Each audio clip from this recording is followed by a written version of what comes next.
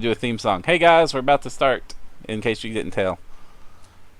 Oh, I should have had the theme song ready to go, and I didn't You want because to I just am bad at this. you want to just cut it and go back, like just kill this feed. I have to edit the scene anyway.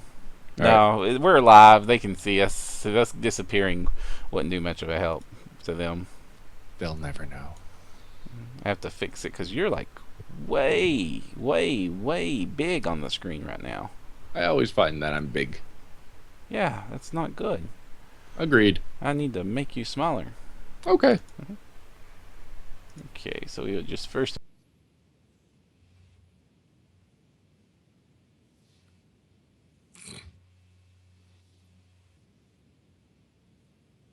Occult Adventures did come out this year.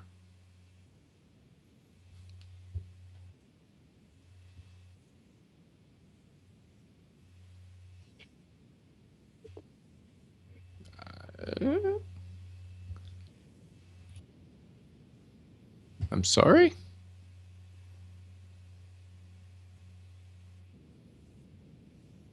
Mm-hmm. Ah, I'm gone. I'm back. Oh, I see. I guess I'm seeing the effect of what you're doing.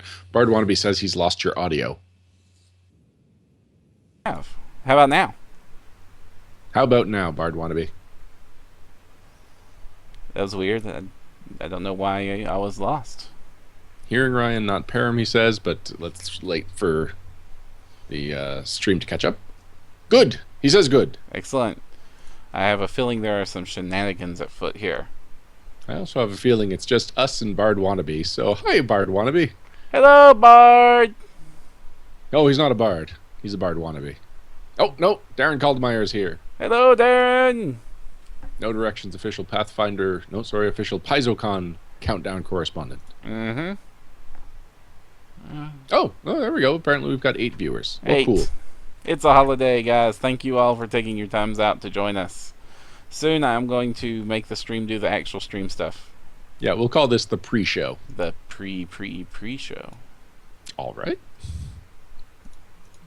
I like the pre-show. Pre-show is good. Yeah, no, pre-show is fine. We're having some fun. I'm just... And look at all this exclusive content you miss if you miss a live show. But if they miss the live show, then they won't know about the exclusive content they're missing. So go and taunt them, live show there we people. go. Taunt them a bunch. Our 8 current viewers, it is your responsibility to track down everyone who's not currently here and mock them. That will be a lot of people. Well, we've got some very responsible volunteers. Okay, I got music ready to go. Cool. Okay, I'm gonna make it do the thing.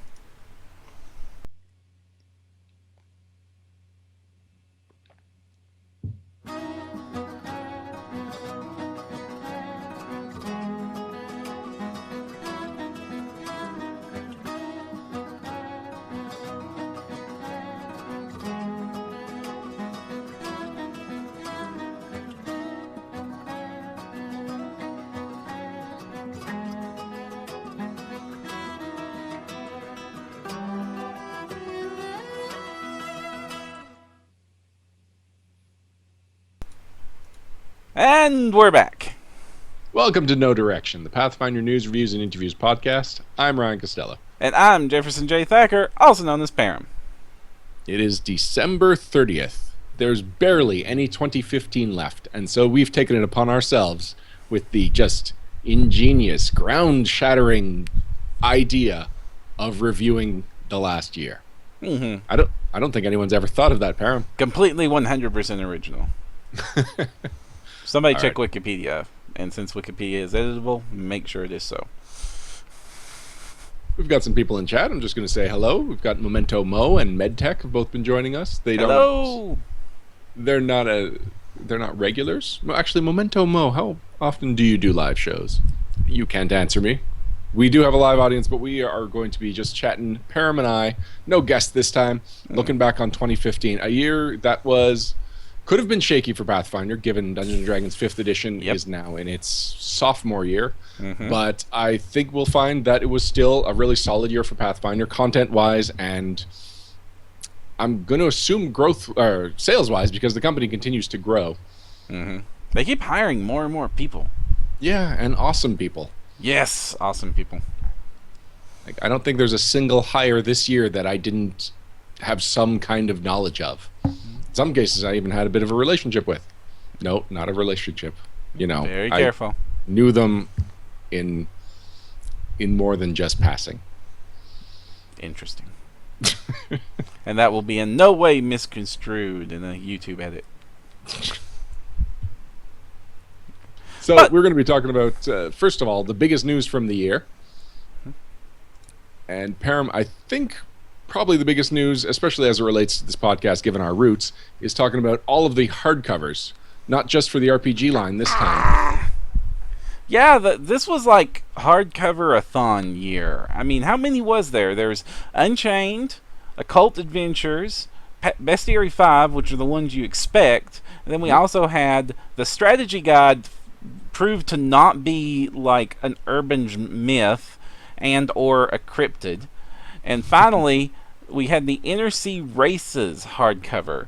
One that caught a lot of people by surprise by existing. And it was a really solid year, on top of it being a year with many hardcovers. Mm-hmm. We've reviewed all of the books that we've talked about in this that you just listed. We reviewed them at some point during the year, but I think we can go through each one and talk about why we liked that book, what its strength was, and why it made it such an important book and an important release. Mm-hmm. Starting with the 3 RPG hardcovers. Oh, no. Well, let's save those for last. Let's start with the ones that are a little bit let's start with subtle. The one that was supposed to be out last year, the strategy guide. Or was it also supposed to be out the year before that? Oh, God, maybe. All right. The strategy guide is Half-Life 3 of Pathfinder, except this one came out. And we were really surprised. It's the Duke Nukem Forever of Pathfinder. Basically, the strategy guide came into existence because the beginner box happened, and the beginner box was awesome. Yeah. It is a great way to teach somebody how to get into role-playing. It is a great kit to learn how to play Pathfinder. It's just an all-around great product. The beginner's box itself has caused so many great changes to Pathfinder. It's kind of ridiculous. That's the reason we now have pawn sets. And, oh my gosh, pawn sets have been amazing. I just got in the new set of pawns that I'm super hyped about. That I was hoping to come up with a reason to plug it for the show, and I will later. We've got... And then what they did is we've also had 2 other things come from that change. The reorganization of the player companions, which is less noticeable, but more noticeable is the RPG strategy guide, because they completely rethought how a role-playing game book should be presented, and it became this very magazine-esque flowchart, almost textbook thing where everything was cross-referenced with tables and color codes, and everything was real easy to flip through and look up, and they had repeated glyph usages, repeated iconography, repeated themes, and basically, I'm not going to say it's like the dummies books, because that's a completely different take, and D&D already did that, but it was the idea of just... We've been writing RPGs for a while. Well, some of us have. Ryan, you've been writing RPG material for a while. And as a hobby, people have been writing RPG for a while. And I read the core rulebook, or I read Bestiary 5, or I read Pathfinder Unchained, and a lot of that is the exact same sort of writing I've been reading since pulling up GURPS first edition back in the old days. I mean, we still have the same conversation almost, to the point that you can quote it when you have the opening paragraph, what is a role-playing game? And then there's the section where they go, what do you mean a D6? And like, it's so rote and so that we've seen it a million times. And then we decided to do it all different, or Paizo did, and they thought that would be hard, but they didn't think it would take 3 years. What's funny is that there's a couple of things that remind me of Penny Arcade here. Mm-hmm. One of them is that when Dungeons & Dragons was doing their live play with the Penny Arcade and the PvP creators, mm-hmm. one of them had never played Dungeons & Dragons before, and at one point I do think they call out, roll a d4, and he's just like, which one is that? And then his co-creator was just like, oh my god, I'm so excited that you are getting to see this for the first time, because it is something that we take advantage. Like, sometimes when I'm playing board games and I refer to a dice as a D6, unless you've played role-playing games, you don't think of that as a D6. You think of that as a die or a dice. So, like, even veteran gamers will be thrown off by lingo that we just spout out like it's an instinct. And then the other thing about it that makes me think of Penny Arcade is that 4th edition had the Player's Strategy Guide, which was illustrated by Mike Krahulik from Penny Arcade, and I believe they contributed in some ways to the book. That was something that a lot of people speculated Pathfinder Strategy Guide would be, specifically that it was for optimizing your character, that it was for making smarter, more veteran choices.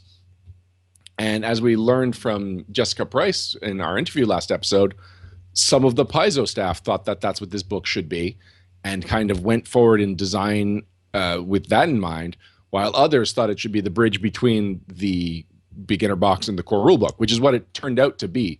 But a lot of the delays are just from these clashing philosophies. And from what Jessica Price said, sometimes they would have meetings specifically about the strategy guide. Everyone would plead their case. Both sides would think they came to a resolution. They would leave no closer to a compromise or a consensus about what this book is supposed to be. So it did eventually become the bridge book, and John Compton, who does, he's the developer of Pathfinder Society, he had a big hand in making the strategy guide, like making it what it was. But it's just funny to think that this is a book that was contentious within Paizo. Like, usually Paizo is such a well-oiled machine. Well, I mean, I can see why. This is such a hard thing to pitch. I mean, the beginner's box makes sense. The core rulebook makes, I'm going to say the word sense. But I think we all agree that if they were to remake the core rulebook today, it would be a very different beast. Yes. Okay. It would actually be a lot like Pathfinder Unchained, apparently. Yeah, probably. I'm still swearing by the eventually when we see some sort of revision to the rules or some sort of reprinting of the core rulebook revision, whether or not it's a Pathfinder 2 or not, we will see it as two separate books again. Because there is no need for this gigantic, massive, scare the crap out of anybody who sees it book. It is such a lovely book for somebody like you and me, but man, it scares every new player I ever hold it out to. But then this book was so hard to figure out why on earth it needs to exist, because there's, like, I was always wondering how big is that potential audience of not that I don't have a gaming group that can teach me the full thing, and I'm not at such a level that I need to be the beginner's box that I can't make that next jump up without it. I mean, I think the beginner's box is a perfect product. But at the same time, what we did get out of the strategy guide was super useful for that particular tiny niche audience that I had to teach. It was useful not for teaching role-playing, but for teaching the meta of role-playing. I like the way you're putting that. Now, the audience is definitely something we questioned because we barely talked about the strategy guide until it was something that kept getting delayed and it became the release of it became a story of itself. But we were constantly like, we know our audience. We are speculating on the strategy guys audience. We don't see a lot of crossover. People aren't going to be listening to our podcast and need to know what a druid is. Right. But it's funny. I picked up the book to talk about on the podcast and for completeness sake, never really expecting that I would use it. And within a couple of, I was going to say months, but maybe even a couple of weeks, we started that Office Pathfinder game, and there was a brand new player who had never role played, and I brought her the strategy guide, and I was like, you're playing a druid? Here are the druid pages, instead of worrying about the gigantic, the blunt weapon, the core rulebook. Mm-hmm. And she liked the strategy guide. It was one of the first books that she read and was super, she was more excited for Pathfinder after reading the strategy guide, whereas she was intimidated by it going into it. And I also, I constantly am turning new players in and out of my groups. That's how I keep my group going forever. It's You suck the lifeblood of the young and innocent and use it to feed the old timers that need to stick around in mortality. It works. It's a tried and true thing. I mean, ask Wes. And then I had 3 new players right off the bat. About the time that was hitting, they were asking me questions about, well, why do I want power attack as a fighter, and why do I want to do this, and how does a wizard really work? And I'm sitting here, I can give them the basic spiel, or I can give them the super detailed meta, and I've not had a lot of experience at the in between. I mean, these are people who knew what a wizard was. They've played video games. They've heard of D&D.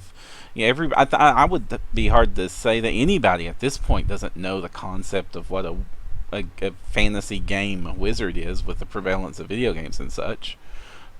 But this book was able to get them into making correct, strong choices for their barbarian, for their brand new off-the-cuff wizard, for their the guy who's playing the cleric for the first time in Reign of Winter right now. This book does the job. The problem is that it works for exactly what it is made for, but I don't think that the people who need it realizes what it is. It's such a strategy guide, being a bit like the title makes it sound more like an optimization guide. Right. I would also like that book, but I know that that's almost a dirty word in the Pathfinder circles, is care-op. I mean, they still refuse to make a care-op forum on the Paizo board.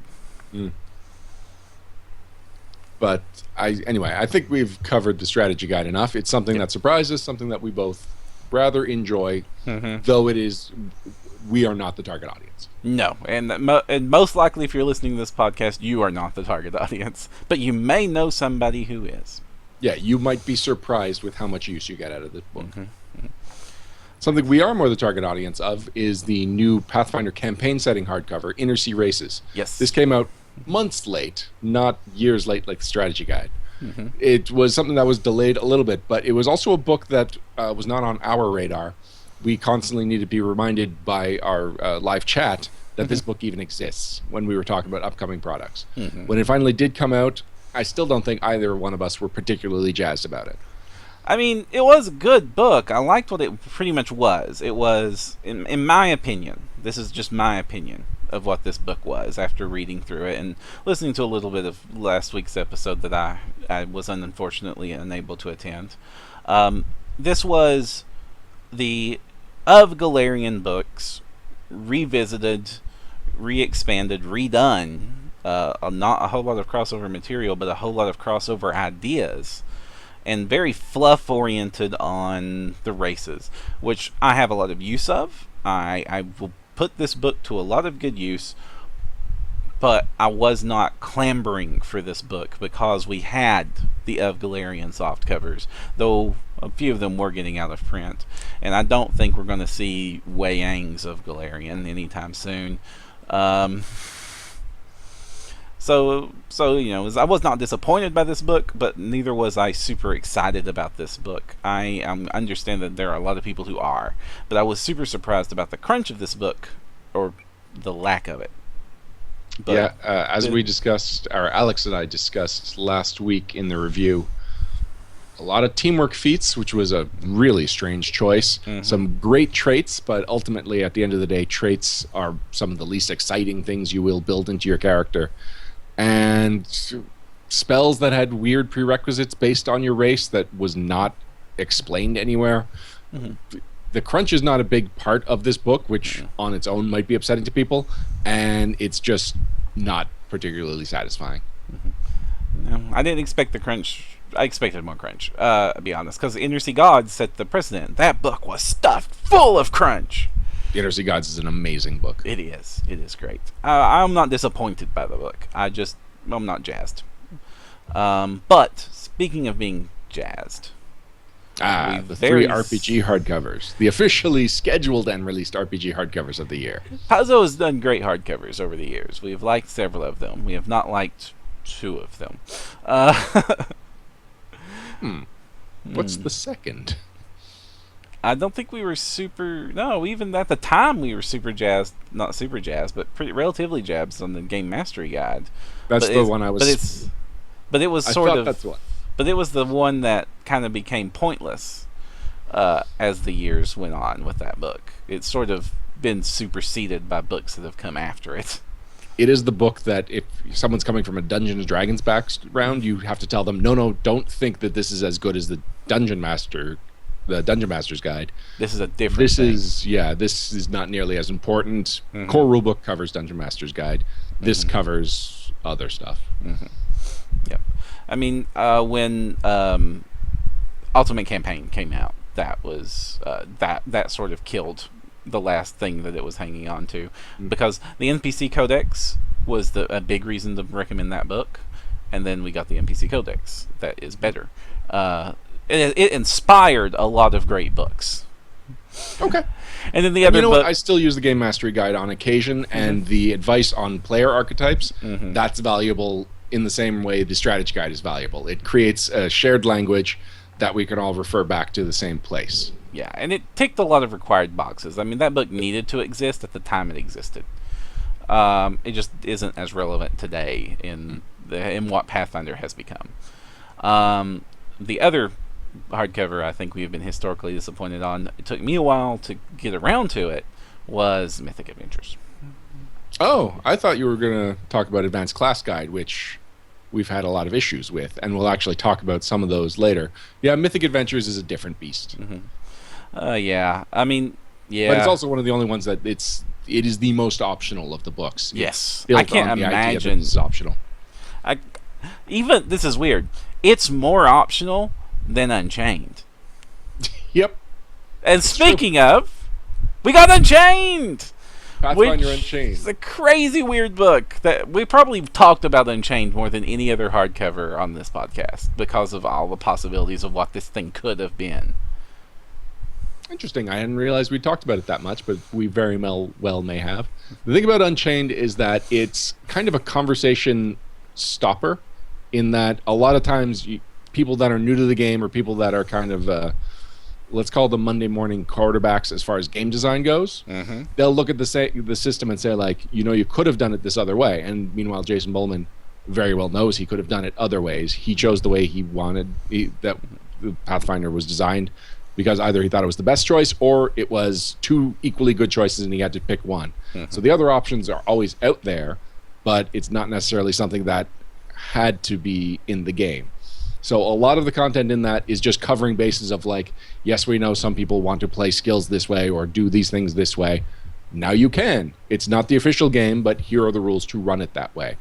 And then the other stuff is just like, well, we've had this game around for a while, and we are starting to see some wear in some corners. So let's put a little varnish, let's put a little stucco, let's fix up these unpolished areas to make sure that if this is something that's negatively impacting your game, you've got this brand new way of playing the same game without the headache. And it really worked. I loved all the changes. I mean, it has changed every game I'm running since it's come out, because a lot of the options in it, I'm not using the fatigue system. I'm not using the stamina system. I think those are neat, but I'm thinking no. I don't want to add more. But the revamped classes are absolutely being used, like, instantly. And I constantly look at it for ideas on how I'm going to handle certain situations. Like, I'm using it to improvise custom character weapons, that finally having some support for that. I'm using it to adjudicate how I'm going to buff up characters or NPCs without magic items. I'm using it to think of all the things that it does. I consider every time I start to put a game together. I'm like, well, how much of this or this or this am I going to use today? And I have just flat out made all the alternate character classes absolutely required at every table I'm running. And, like, unless you have a dang good reason that you do not want to be this new version of this class, you have to be. And, like, I've only allowed one exception for a monk who needed to qualify for a prestige class that couldn't. And then a small plug to Alex. That was before his book came out that remapped it all, and now I would just use Alex's book to do that. Yeah. Which book are we talking about? Oh gosh, I forget what it's called. I think it's Unchained Monk, which is basically updating all the monk prestige classes and rules so that they work with the Unchained variant. Is that from Legendary Games? I don't know. I'm sorry. Sorry, Alex, for not getting this reference right. It's all right. Maybe chat will be able to find it for you. Yes. Chat, if you can know what book I'm talking about, yell it out. But yeah, it was good. It's a good thing to link into Unchained to help patch up. I think he did a whole series of similar books at the same time for the same reasons for the other classes. But that was the most important because the monk is the one that had the least compatibility with his previous self of all the classes that got changed. And I think it's a great book. I think that was a strong way to open this season of hardcovers. I think one of its strengths is that it's not just theory about other ways these systems could work. The crunch is there. Like, the time was put into making sure that mechanically these other ideas also work. And the alternate way to do the monsters, I bemoaned loudly that didn't become the official way we do monsters from this point forward. Because it is so much better. It is never too late. They redid the stat blocks 2 years before they canceled 3.5. Yes, and I'm still not crazy about that stat block. Oh, you like the old one better? No, I'm sure there's another way that things could be done. I'd like things broken down in actions rather than the way it is. Just so that then when why I'm aren't you playing with me begging for the new version? Because I'm a slave to the old way. Oh. I like consistency. I want Bestiary 6 to look exactly like Bestiary 5 as I'm flipping through the pages.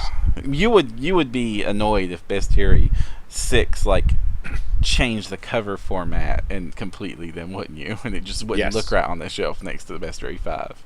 Oh man, actually speaking of annoying covers, I'm kind of annoyed at Unchained's title. Because it's either Pathfinder Unchained or just Unchained. In the same way that any RPG book would be like Pathfinder Occult Adventures, Pathfinder Core Rulebook, Pathfinder Advanced Player's Guide. Like, the way it's formatted, it's the Pathfinder logo and the word Unchained. So technically the book is just called Unchained. But it's not. It's Pathfinder Unchained. But is it? Isn't it? I just call it Unchained. Yeah. If I'm speaking in Pathfinder circles, otherwise, then you do need to specify that it's Pathfinder Unchained. Minor gripe. Yeah, but that has nothing to do with the quality of the book. But it was a great way, and it sort of set the theme of pretty much the year going forward. Of especially considering that 5th edition had launched, the whole game was in question on how are they going to move forward now that they have competition again. Are they going to react at all? What parts of the rule system needs to be adjusted? And I have no idea where I'm going with that thought, but we have it, I thought. J. Franklin 3000 backs me up that the spine says Pathfinder Unchained, whereas the spine never has Pathfinder as part of the title. So I'm we're just in this weird, nebulous area where the title of this book could be one of two things. I will say that their titling and their logo and their cover work is not always their strongest suit. No, the titling for the RPG line is notoriously bland. And sometimes incorrect. Go on. Class Guide.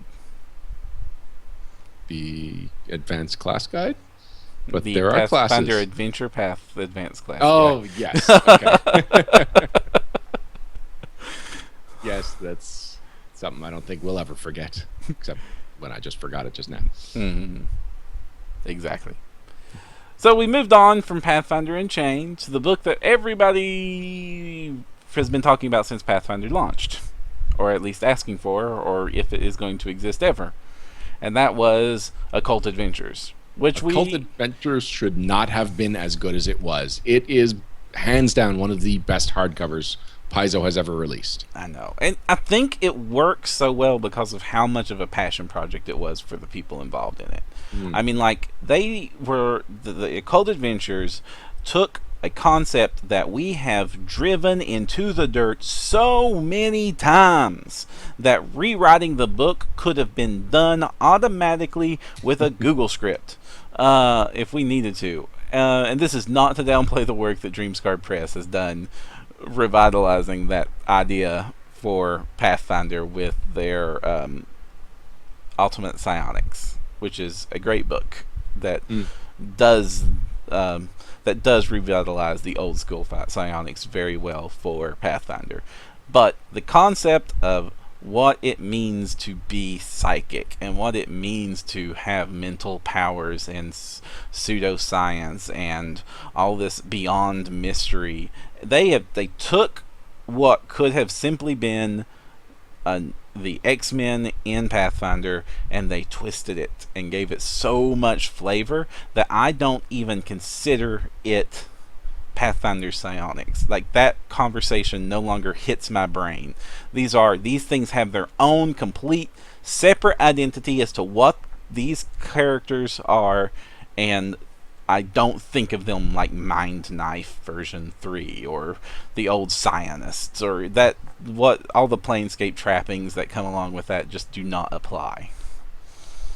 Yeah, like you said, the theme is something that's already been done, so it just felt like, we had 6 new classes announced after we had 10 base classes, the hybrid classes, come out the year before, and this was after a long drought where we just kind of got used to the idea that Pathfinder didn't release new classes very often, or really at all.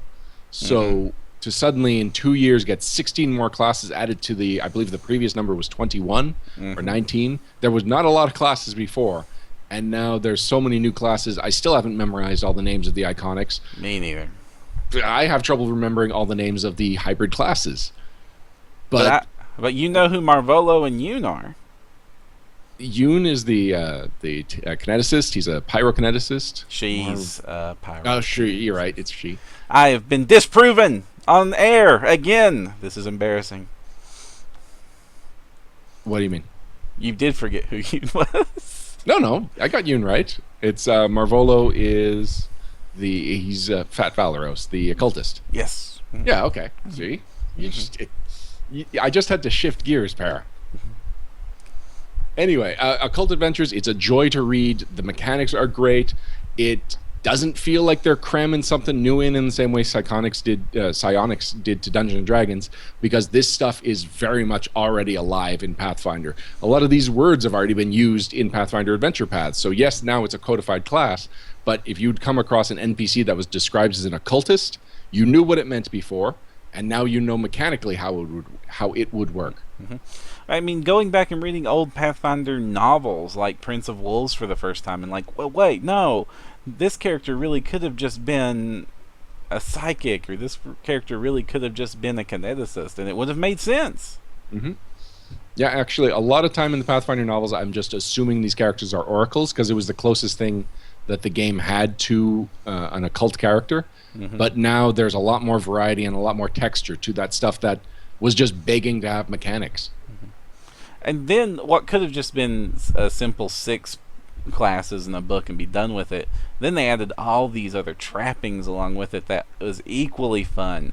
I mean, the whole concept of the dreamscape got expanded, and we've got that going for it, but you expected that. But then we got those really creepy as heck cursed items and how to run things like that, and then the whole discussions on how to run a mystery adventure when in a world with divine magic also was very helpful, because how are we going to keep things creepy with the characters that are used to being basically gods? So I would say Occult Adventures is the best Gen Con release since the Advanced Player's Guide. Yeah. Finally, we've got another book that has no business being any good, or possibly even existing. It's Bestiary 5. And it's one of the best bestiaries they've ever released. These are my bestiary. It is best bestiary. Well, it can't be best bestiary just because Bestiary 1 is a separate conversation. But as far as 2 through 5, shockingly, this is both of our favorites. This is best. You know, honestly, I very much want to try an experiment soon where I play Pathfinder with a new campaign. I take the first bestiary and I put it at the top of my shelf and never touch it. Wow. Because we have enough between this and Tome of Magic and all the other bestiaries and like a billion different monster sources. I don't need to grab a freaking owlbear or an orc again. And playing in Reign of Winter right now, where they basically ignore the first bestiary for most of it, is proven to be very fun because my brand new players are on the same footing right now as my veteran players who've been playing for freaking 20 years with me, and like. One of my players came up to me this session. He says it was really cool to see go up against a monster and see Pat over there just like flabbergasted. What is he supposed to do? Because he's used to Pat just going, "Okay, guys, we need to this and this and this and this and this." I've already got to run a couple of Bestiary 5 monsters. Oh, really? Cool. Yeah, I had a session where it's basically like go from point A to point B, and here are some specific encounters you can run, or you can run some random encounters. And the specific encounters that were written out were just more giants that we've already fought. Right. And I was just tired of running giants, and I knew there's more giants to come. It's Rise of the Rune Lords. For some reason, it's super giant heavy. Fortress of the Stone Giants is what you're talking about? That's the one, yes. Yeah, there's an extended period of time where I was really tired of putting dire bears and stone giants on the field. So instead of the encounters they suggest you do before you reach the the one set piece encounter on the journey, I just replaced it with this weird temple to Aurori that had and I don't have the Bestiary 5 on me, but it was being guarded by that deathless, he's the undead general guy. He's the one that's extremely hard to kill. And he had trained a couple of those flying gorilla guys. One of the monsters that I kind of made fun of because it was just take two animals and smush them together. I ended up using 4 of them and this undead general guy. And God, it was a treat. It was fun to play something where the characters had no idea what was going to come at them. For a monster to have a booby trap mechanic built into it, that totally worked. It totally got the players off guard. And it was just exactly what I needed at that point. Something that was completely different from anything else we'd done in that adventure. Man, I kind of wish I could go back in time and swap out those encounters, because you're right, that probably improved that whole chapter significantly. I need to be more free with swapping out encounters in these things. I usually just add. I usually don't swap. This was the only time I swapped out encounters, and really it's... The encounters that were in there had no bearing on the adventure. They were really just like, here's more giants. And I was just like, we don't need more giants. Nobody needs more giants right now. In fact, we're leading up to a big giant fight, and the thing that's going to be the least interesting to do right now is to water that down with more giants. In fact, you should follow this adventure path up immediately with Giant Slayer and then do Shattered Star. Does Shattered Star also have a lot of giants? Yeah, you'll never put a medium-sized creature on the field again. Wow.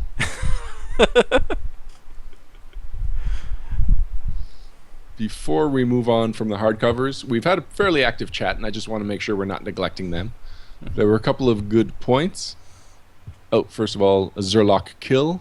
Bonjour. Zerlock Kill vient du Paris, quelque part en France. Oui, Paris. Et c'est déjà le 31 décembre chez lui.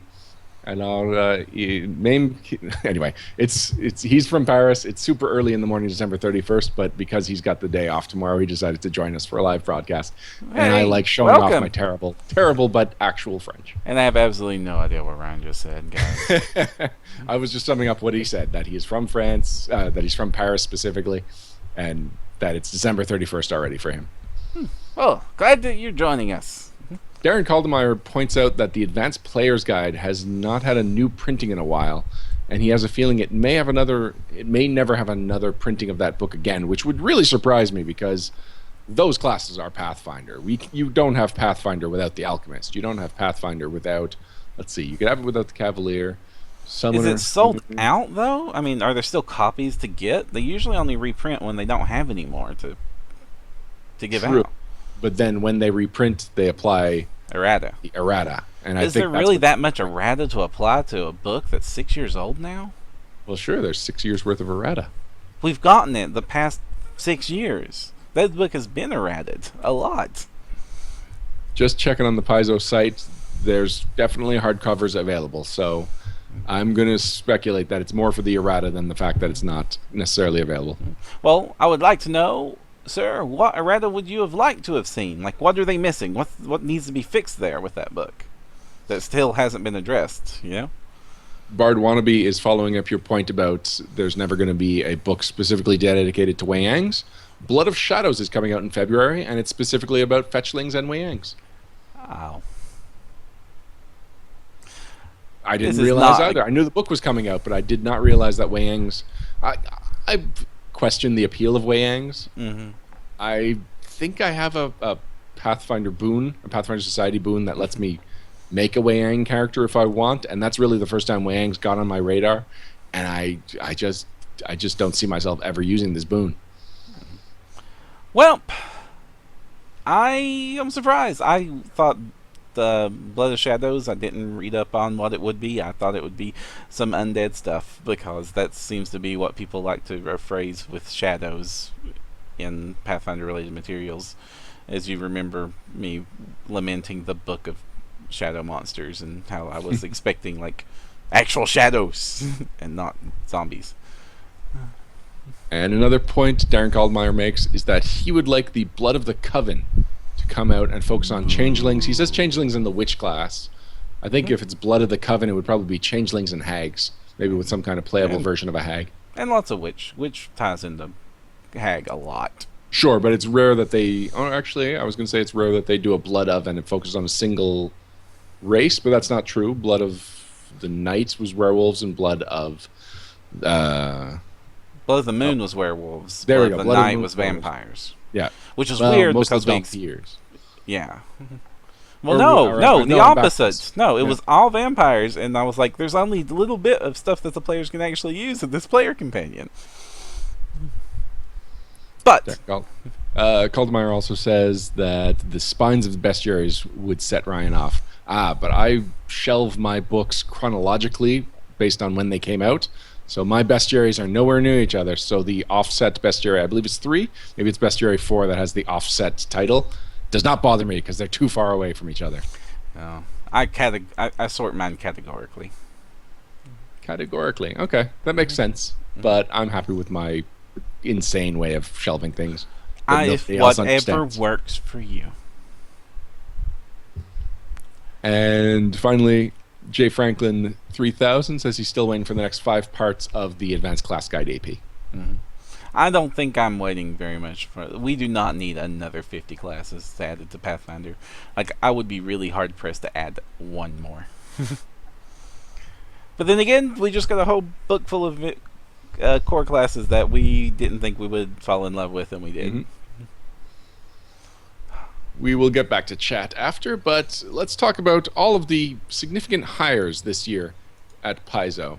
So we were talking about how it could have been a lean year with Dungeons & Dragons putting a lot more pressure on Pathfinder as far as sales go, but Eric Mona, up until the release of 5th edition, whenever it was brought up, was constantly saying that no, it's a high tide raises all ships, and we expect more people in gaming stores because of Dungeons & Dragons, and people that are there are going to be looking at the shelves, seeing Pathfinder, and you know what? Pathfinder does have some really cool art and stuff, so even if someone shows up for Dungeons & Dragons 5th edition, there's still a very good chance that he comes in and people are playing Pathfinder Society, or the guy behind the counter is like, yeah, 5th edition's okay, but Pathfinder. And so Pathfinder's still doing okay. Yeah. Obviously, they were able to hire 3 new people in a brand new position called assistant developers. Mm-hmm. We've got Crystal Fraser, who's actually worked at Paizo before. She was, I believe, the web content something. A misleading title that kind of threw us off the first time we interviewed her. We've got Amanda Hammond-Coons and Linda Zayas Palmer. They've all been brought in as assistant developers. I know Linda specifically handles the Pathfinder Society. She's assisting in the development of Pathfinder Society. And Crystal, I believe Jessica last episode said that she's mostly working on the module line now, whereas Amanda, I believe, is a bit more of a floater between the campaign setting and the player's companion lines. So the idea of the assistant developers is that they are just taking pressure off of the people that are the main developers on these lines, and making sure that they're not getting burnt out and that fresh ideas are coming in. And all three of these people have a lot of experience with Pathfinder. Crystal and Amanda have a lot of freelance experience, and Linda was a 5-star Pathfinder Society GM and just has a lot of Pathfinder experience from the player side. I'm not sure. I believe she's also got some design experience before she got hired in as well. We also have our new organized play director, or coordinator, not director, Tanya. Is it Waldridge? Is that Woolridge. Wooldridge. Really softy. Woolridge. Tanya Woolridge, who seems to have really just picked up and started running with that. We had a recent interview with her, and we're surprised with like the amount of plans and what's the momentum that she's carrying forth with that. And I definitely looking forward to seeing what she can manage to do. After that interview, any qualms about her qualifications were pretty much squashed. Yeah, she had some big shoes to fill, replacing Mike Brock, who had to leave rather unexpectedly. And I believe he just finished up a Pathfinder season, like he finished up till Gen Con, and then she transitioned in while he was transitioning out. And she clearly had her ideas of where she was going to go with it. Like, she was basically one of the driving forces behind Pathfinder Society in English-speaking Europe. And for a while she had moved over to my neck of the woods-ish, to Canada. She was in Northern Ontario, which is not a heavily populated part of the country, but she had come down to Southern Ontario, where our nation's capital is, and she participated in Can Games, which is a convention I go to every year. And I got to see her in action, and yeah, she was the overseer GM for one of the specials. I forget which one, but it's great seeing her in action. It's great talking to her about Pathfinder stuff. She clearly knows her stuff and has a passion for it. And I was also surprised with how much that she's working with the card game as well. Well, the Pathfinder Society Adventure Card Guild is something that started up not too long ago, and it's an important part of the support for the adventure card game. So having the person that's in charge of Pathfinder Society overall be heavily involved in the Adventure Card Guild instead of just having two separate people running something called the Pathfinder Society, like, it's important for it to maintain a single identity. Right. And I will also say, from the years of working and running game stores, and the years I've spent working with the podcast and going to the conventions and just being involved in the industry, if you do not have some sort of organized play support for a game, that game is dead. Yeah, people don't get into the game design industry for the money. They do it for a passion, for a drive that it's more than a hobby for us. Speaking of Pathfinder Society, there were, as seems to be the case every year now, a lot of changes to Pathfinder Society this year. Starting with the core campaign launched, I believe it was announced around February and then launched in somewhere around June. This was a separate parallel track of Pathfinder Society where you play the exact same adventures, but the only options available to the characters in it are from the core rulebook. This was specifically for new players so that they didn't get intimidated by the massive amounts of options that are out there, and they didn't feel overshadowed by the veteran players who were coming in with super obscure things. They could have like a holiday boon that was released online for 5 weeks 6 years ago, and these are just the kind of things that when you're learning a new game, you don't want to find out about all of the exclusive stuff that you're missing out on, or you might want to find out about it. You don't want to be inundated with it. So the core campaign just kind of reminds us that the core rulebook has a lot of great options, and that for over a year we were playing Pathfinder with just the core rulebook, and it was working just fine. And the first couple of years of Pathfinder Society were built around the original core rulebook. So I'm sure some of the later seasons, if you're just playing core campaign, are extremely difficult, but not unbeatable. I see why they did, but I'm not seeing this pick up. Have you seen this pick up in your region? My region, Pathfinder Society, has very much died. So it came at a time when I was already seeing Pathfinder Society dropping off very quickly. I'm not the right person to ask. Okay. I would be curious to see how well the core campaign is doing in other groups, because Lisa Stevens actually herself has a quote where they said they were supporting too much with Dungeons and Dragons when she moved in to redo the product lines, and they had so many different campaign settings, and constantly she talks about how they don't do another campaign setting for Pathfinder because they don't want to split the audience, and the reason that there isn't a basic Pathfinder based off of the beginner's guide, the beginner's box, is because they don't want to split their audience. Mm-hmm. This is explicitly splitting the audience. It's splitting mechanical audience, but at the end of the day, if someone runs through an adventure core campaign and then another person runs through it non-core campaign, I forget if we've found a proper name for the non-core version, the regular Pathfinder Society campaign. Let's call it Pathfinder Society proper.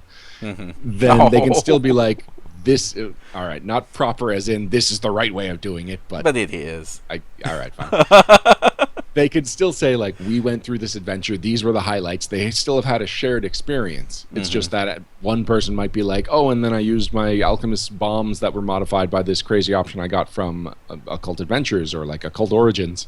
And the other player will be like, oh, well, I used power attack with my barbarian. It was neat.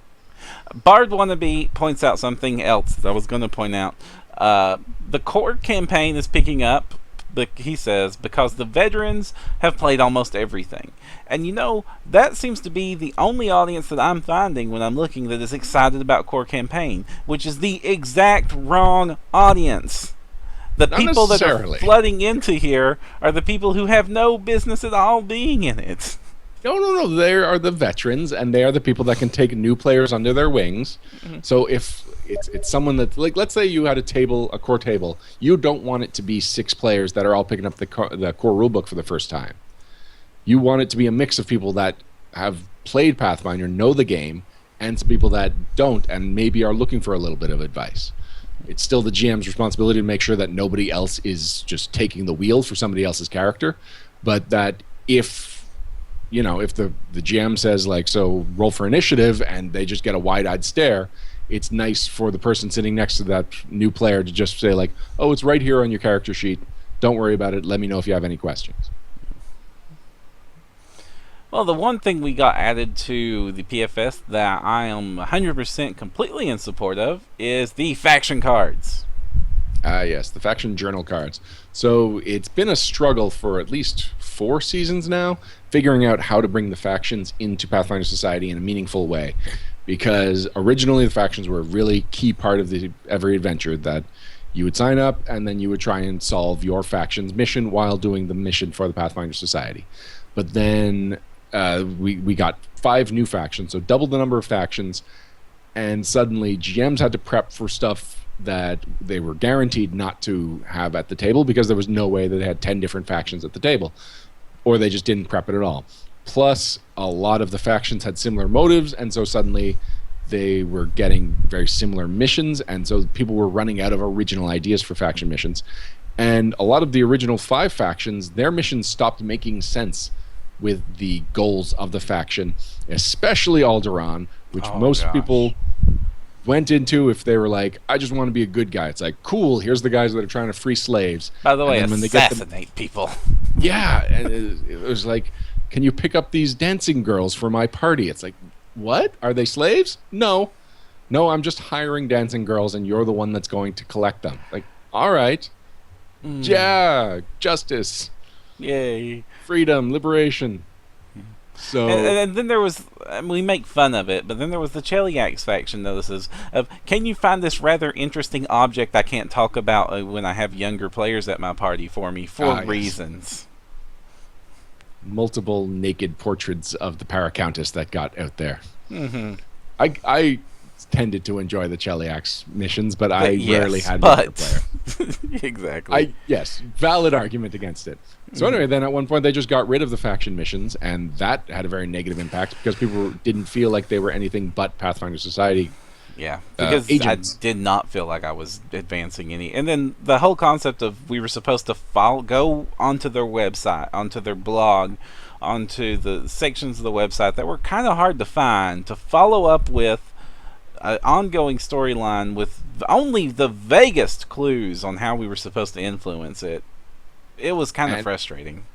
They didn't play out in a way that one character could play all of the faction missions. It was like, here's the first mission in this thread is 7-11, the second one is 1 to 5, and it's like, well, then as a player, I know what's going on. I may know what's going on if I somehow have access to all that information. But as a character, no. We just got this small fraction of a meta story that was just never concluded. Mm-hmm. And actually, speaking of conclusions, the big special that was... first of all, it concluded at a special, which means that if you were playing along in a home... or not in a home game, but in a store game, and then couldn't go to a convention, you never got the conclusion to the story. And second of all, the conclusions all felt really rushed. It was just negative feelings. Mm-hmm.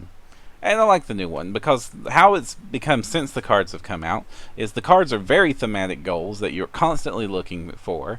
My players are constantly coming up with, like, surprising me with trying to achieve one of the goals that I didn't think about being one of the card goals at the time that they're rushing for it, and just having this huge breakout RP for some reason that I just now realized why they were doing it, which is always surprising and good as a GM.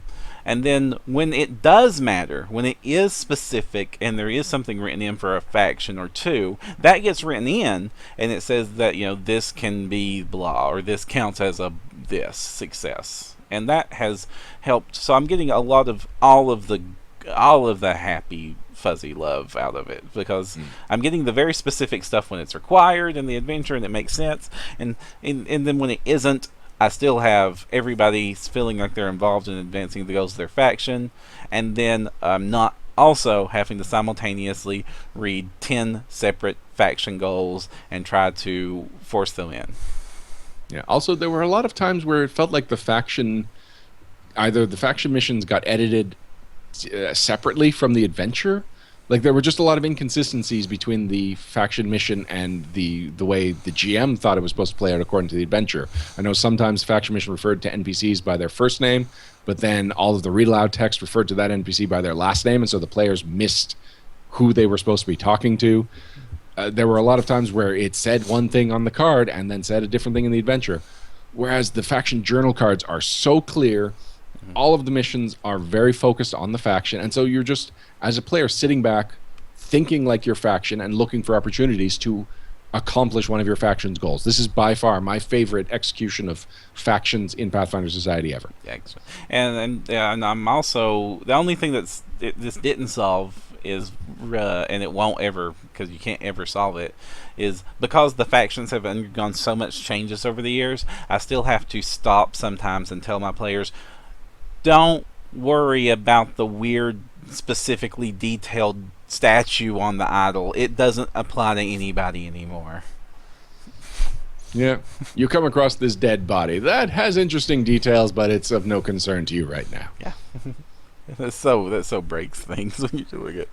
Well, it's just why I tended to anymore. Unless I have to, I'm just trying to play the current seasons anymore.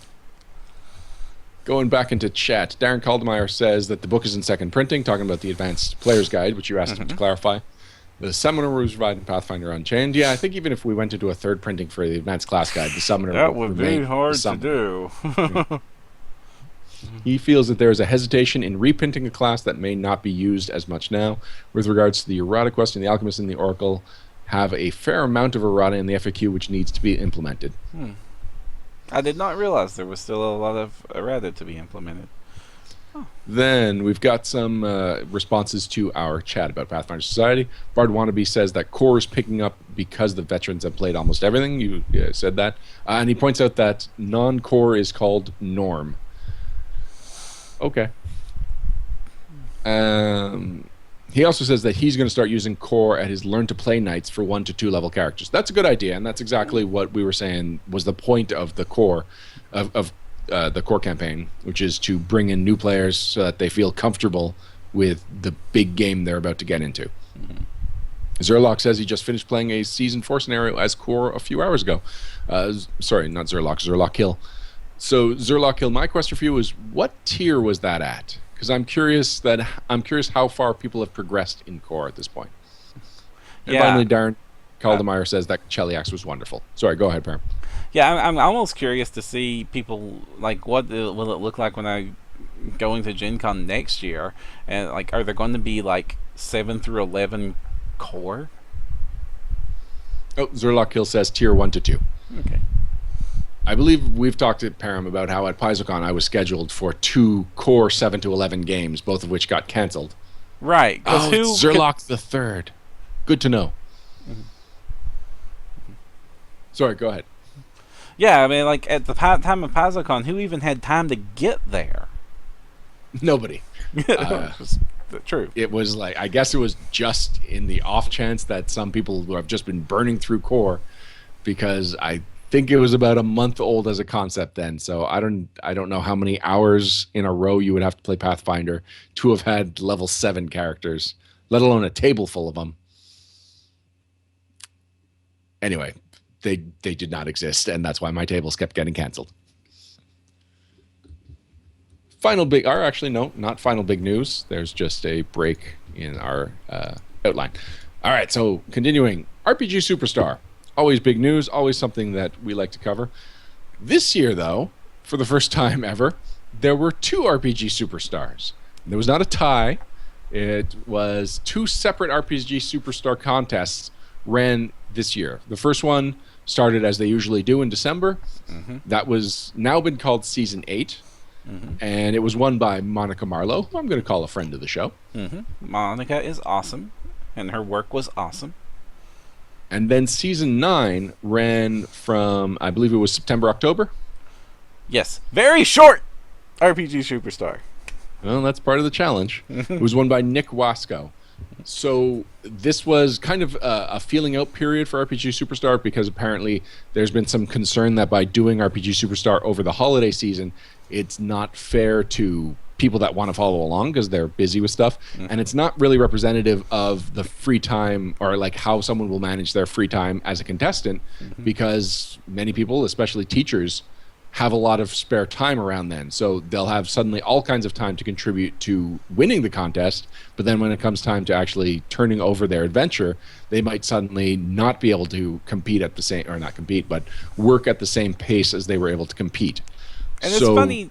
And it's funny you point that out, because during Monica's RPG Superstar, when we did that big round of Let's Interview Everybody, we noticed, like, at the time, I worked at a school. You had recently worked at a school. You now work for Blind Ferret. Yes. Monica was involved in education, and half the people we interviewed were involved in some form in a school. Now, to be fair, there's actually a lot of people involved in schools in the gaming hobby. Mm-hmm. It's just one of those things, but you're right. It might have also been that they had an unfair advantage when it was in the December time period, and that's why they were able to put maybe more of a finishing touch on their turnovers and look better to the voters. Mm-hmm. Season 9, however, explains why we were able to follow them all over the years so quickly. We're both off. Mm-hmm. Well, not you anymore, but nope, and I'm fine with that.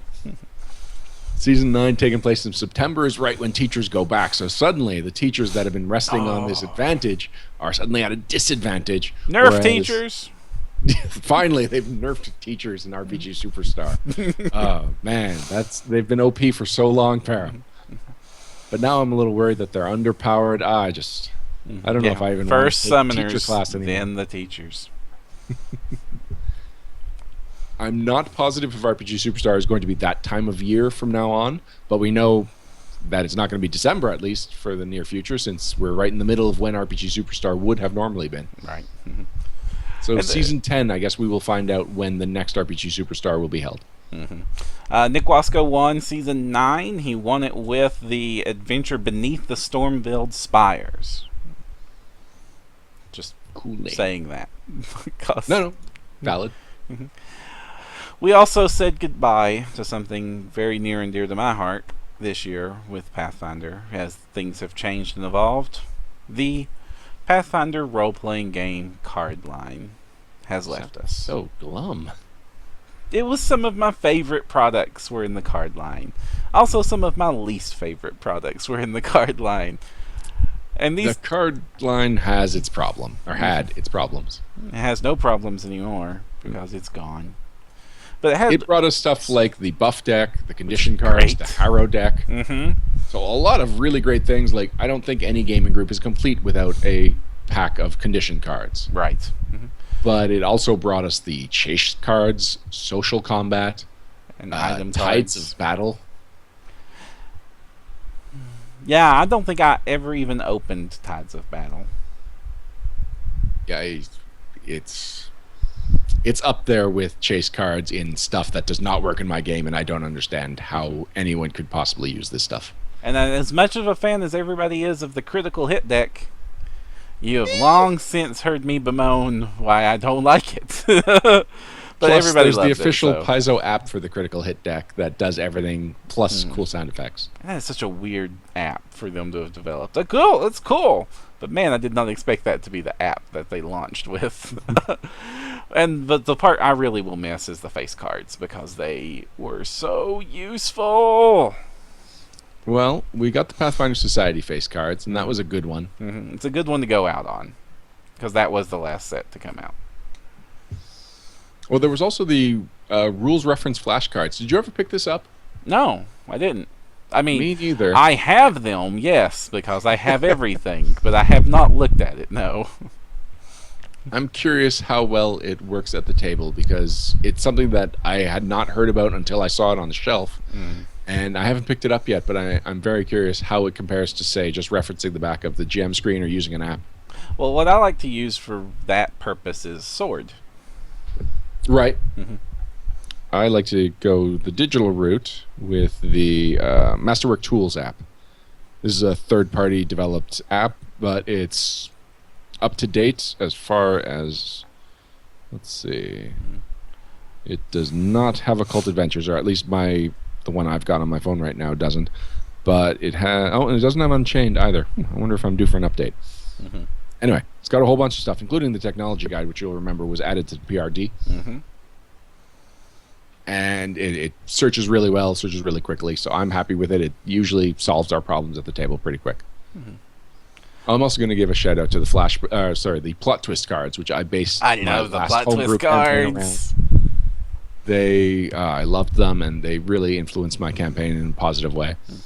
What about the equipment cards? Did you ever make use of the equipment cards? I tried to, but I love the idea because you know me. I like cards, and I like lots of player aids and visual aids and all that stuff. It just was too much for me to try to juggle, and it was one more thing to prep as a GM on top of building terrain, getting stats ready, all the stuff you have to do as a GM, and I already go above and beyond with a lot of like terrain and references and gimmicks and cool add-on things and props that I bring to the table. And then to also have to go through the book and find every single item the players might find the card that is going to be appropriate. It was difficult. And then on top of that, there was a lot of them were presented in a rarity state with packs that you had to open. Like they that sold was them just at the very beginning, wasn't it? Yeah, but like let's say you need to build up a stock. It's kind of like campaign coins. The problem I had with campaign coins, I would love to use campaign coins, but to build up enough of a stock that you have enough potions and enough swords and like the scrolls and the common stuff that you're going to need, as well as like sure the AP sets would give you the uncommon stuff you needed there, but just for making sure you had enough raw basic materials. One pack of the basic set didn't do it. 2 packs of the basic sets wouldn't do it when I tried to do it. I ended up having to use 4 packs of the original set, plus I bought 3 booster boxes of the packs you could open. And then on top of the individual packs that they released since then, and that was enough to get me to where I was comfortable having an item card for every item that the players would come across. And I'm just talking the equipment that mattered, not the mundane, like it's another set of leather armor, but just enough of the potions and magic items that they would come across. And was probably a $200 investment on my part. And wow. It's not, yeah. I mean, not to bash the line, but I can see that some people would really love it, but that seems super niche. And I can't believe that it became such a staple product that kept getting released. One thing I did appreciate in concept, although I'll admit I'd never picked up a pack, were the campaign cards. So they were tied into the 64-page Pathfinder modules that started getting released with Dragon's Demand. Oh, those were great. Yeah, like it had quest cards, it had NPCs specific to that adventure to that module. It had the item cards for that module with it. Yeah. So instead of just being this is a pack full of items, faces, whatever, it's like this is a great companion to this specific adventure that it's keyed towards. And there were only 3 of them released. In fact, I feel like there was a lot of fanfare around Dragon's Demand and this new version of the Pathfinder modules. And it fizzled pretty quickly. It's never been a line that we've talked about too often on the show. And it's this kind of in-between product between Pathfinder Society, which we know gets played a lot, and Adventure Pass, which we also know get played a lot. But other than Dragon's Demand, it doesn't feel like a lot of these 64-page adventures get any love. And maybe that's just us and our bias because of the nature of this. This probably won't be a shock to our listeners, but a lot of the products we choose, at least I choose to pay attention to, also I have the side brain thought of, well, I have X amount of time to read and appreciate product, and this one I can use as material to talk about on our show, and I can't talk about adventures that I'm not going to, that I can't I would have to spoil on the show, and so I don't pay attention to them as much as I probably should. I think we're pretty well established that we are not the people you go to for information and insight into adventures. Nope. Especially because I believe I even made mention on the show that this year I was planning on talking to more Adventure Path authors. And we had Crystal, and we had James Jacobs, 2 people that we've had on the show previously. We brought in nobody new, and I really did not make good on that plan. Yeah, unfortunately, also the nature of our show kind of shifted this year. We became the all interviews all the time show almost, which I'm okay with because I like talking to people, although I admit I don't really know how to do an adventure interview. I would have to be interesting. I think we might be able to tackle it if we tackle it like a novel interview where we talk but not spoil, but not too much, right? But then we would have to definitely read all the Adventure Path in advance, and man, I love the novel line, and it underwent some changes this year.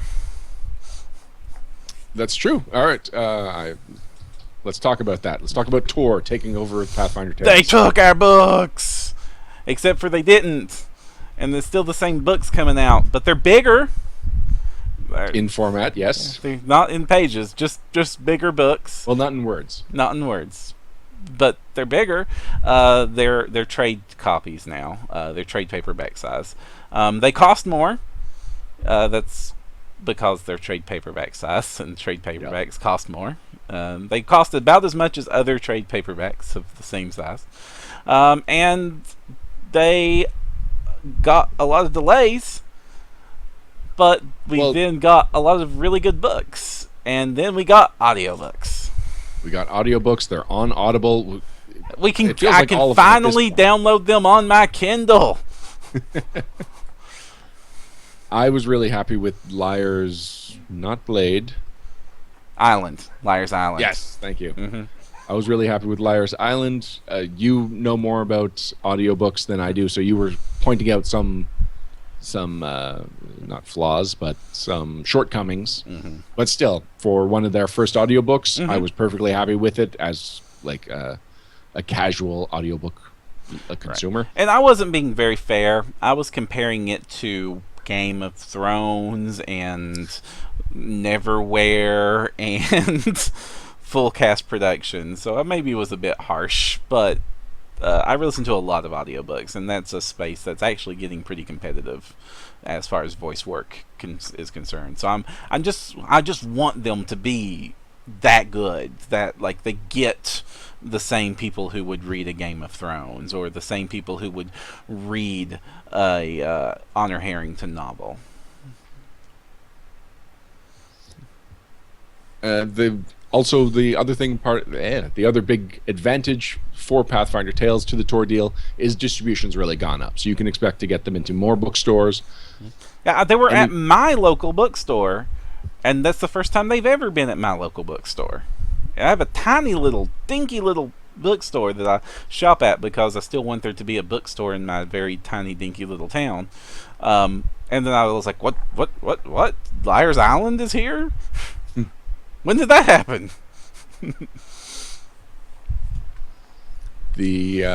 Finally, there's a cool page on the Tor website that's dedicated to Pathfinder Tales. Kind of gives profiles of the world and some of the main characters. And it made Trim a main character, which was awesome. Yes. So overall, the big downside to the Tor deal is that it costs us more money. But the upside is that it really has been good for the line itself. Yeah, it's kind of like a double-sided coin for us then. It's like, oh, well, good for the thing that I have to pay more money for, but there's very little difference for me. But it's looking at it from the books from point of view and from Paizo's point of view, it is a very good deal for them. Yeah. I know that I was in the minority when we were talking about this, but I prefer the trade size. I usually buy my books in trade whenever I get the opportunity because it's more comfortable to read those, and I don't feel like I tear. I was very glad we were getting preview copies when we were getting preview copies of some of these books, because the collector in me hated what I had to do to a novel to read through it as fast as we were reading through them, because you would see the brand new copy I bought for myself shelved very neatly next to all my other novels, and then there's the review copy they sent us a month or two ahead of time, torn all to crap. Spine looked at a horseshoe, and no, I'm not woe is us. It's just like, ooh, I'm glad, because, man, I would have torn up those. I don't want to tear up my pretty ones that I keep on the shelf all next to the rest of the collection.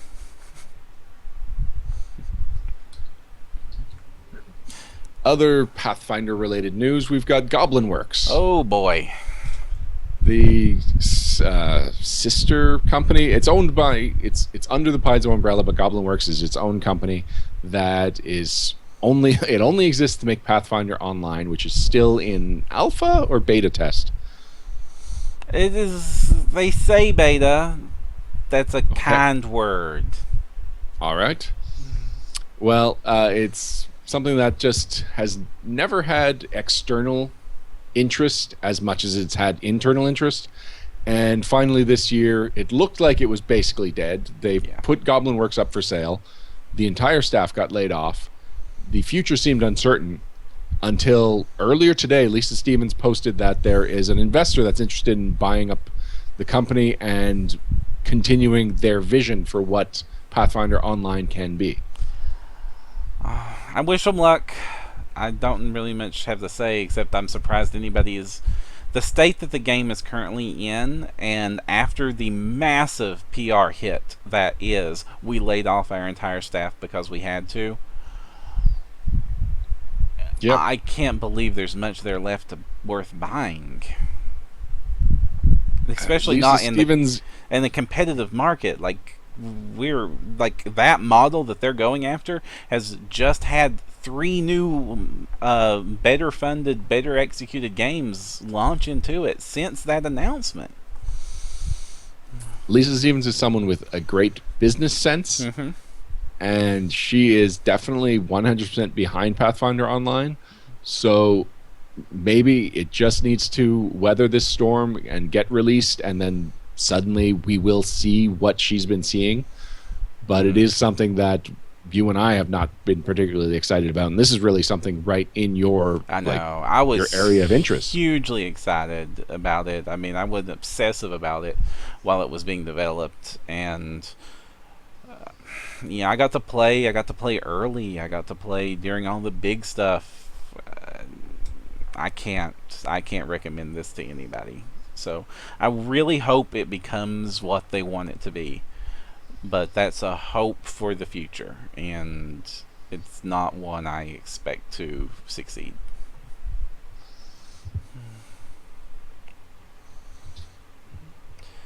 Pathfinder and Lone Wolf, on the other hand, have a much stronger relationship, and it's bore a lot more fruit. Yes, I like this.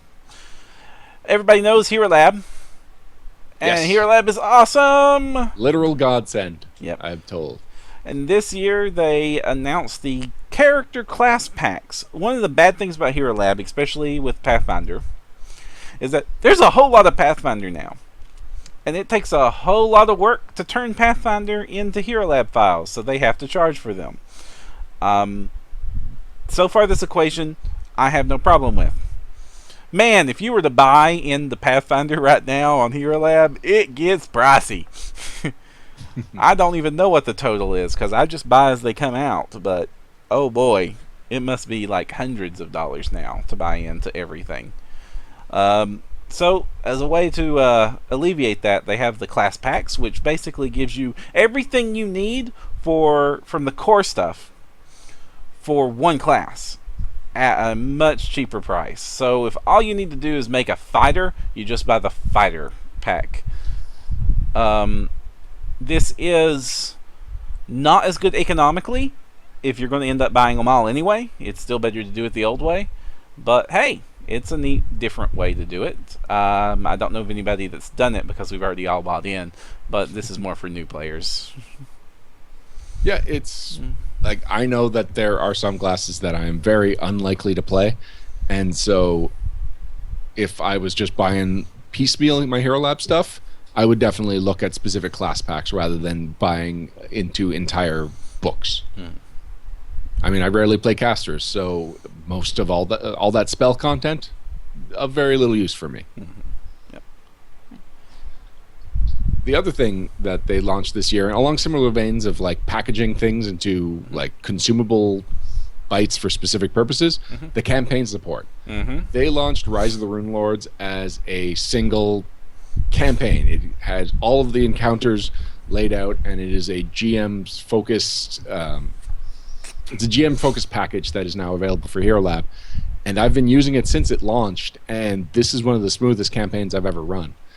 I didn't have it when I first launched Rise of the Rune Lords, and I was struggling in a lot of the ways that I was going to struggle with a canned adventure or a canned adventure path. But as soon as I got Hero Lab and the page flipping was taken out of the equation, and I just had to consult a single screen and switch tabs, not even switch between programs, it made my life as a GM so much easier, and I was able to handle the things that actually take my GM skills. So I strongly recommend it. I believe that Rise of the Rune Lords is the only one that's been released up till this point. But I'm sure that if this is successful for them, then we will see more of these campaign packs come out in the near future. And they also announced that they were going to be having official campaign support in their Realmworks software. That was something they've been really pushing for from basically the second that anybody had seen Realmworks. Like from the very first preview of Realmworks, this was a concept. And it's always sort of been, yes, we would very much like it to also be, like, Rise of the Rune Lords needs to be in this. And that's pretty much in every preview. Everybody knew that was coming, and we were actually getting surprised that it was taking so long. So that got announced. We still don't know all the details. We hope to get you some of those details very soon in various ways. But, you know, if you've got a cool piece of software and you could preload it with everything you need, like, how would you find that useful, Ryan? You're already using the stats, but what if everything could be linked on that computer and cross-referenced like the stats are? I would be even happier. Yes. Realmworks works very well for the audience it's intended to, and it sounds like you would be that audience. And we are in talks of having somebody from Realmworks to come on the show and talk more about the deal and what the program is going to be like from a consumer's point of view. Yep. All right. Was there any other big news?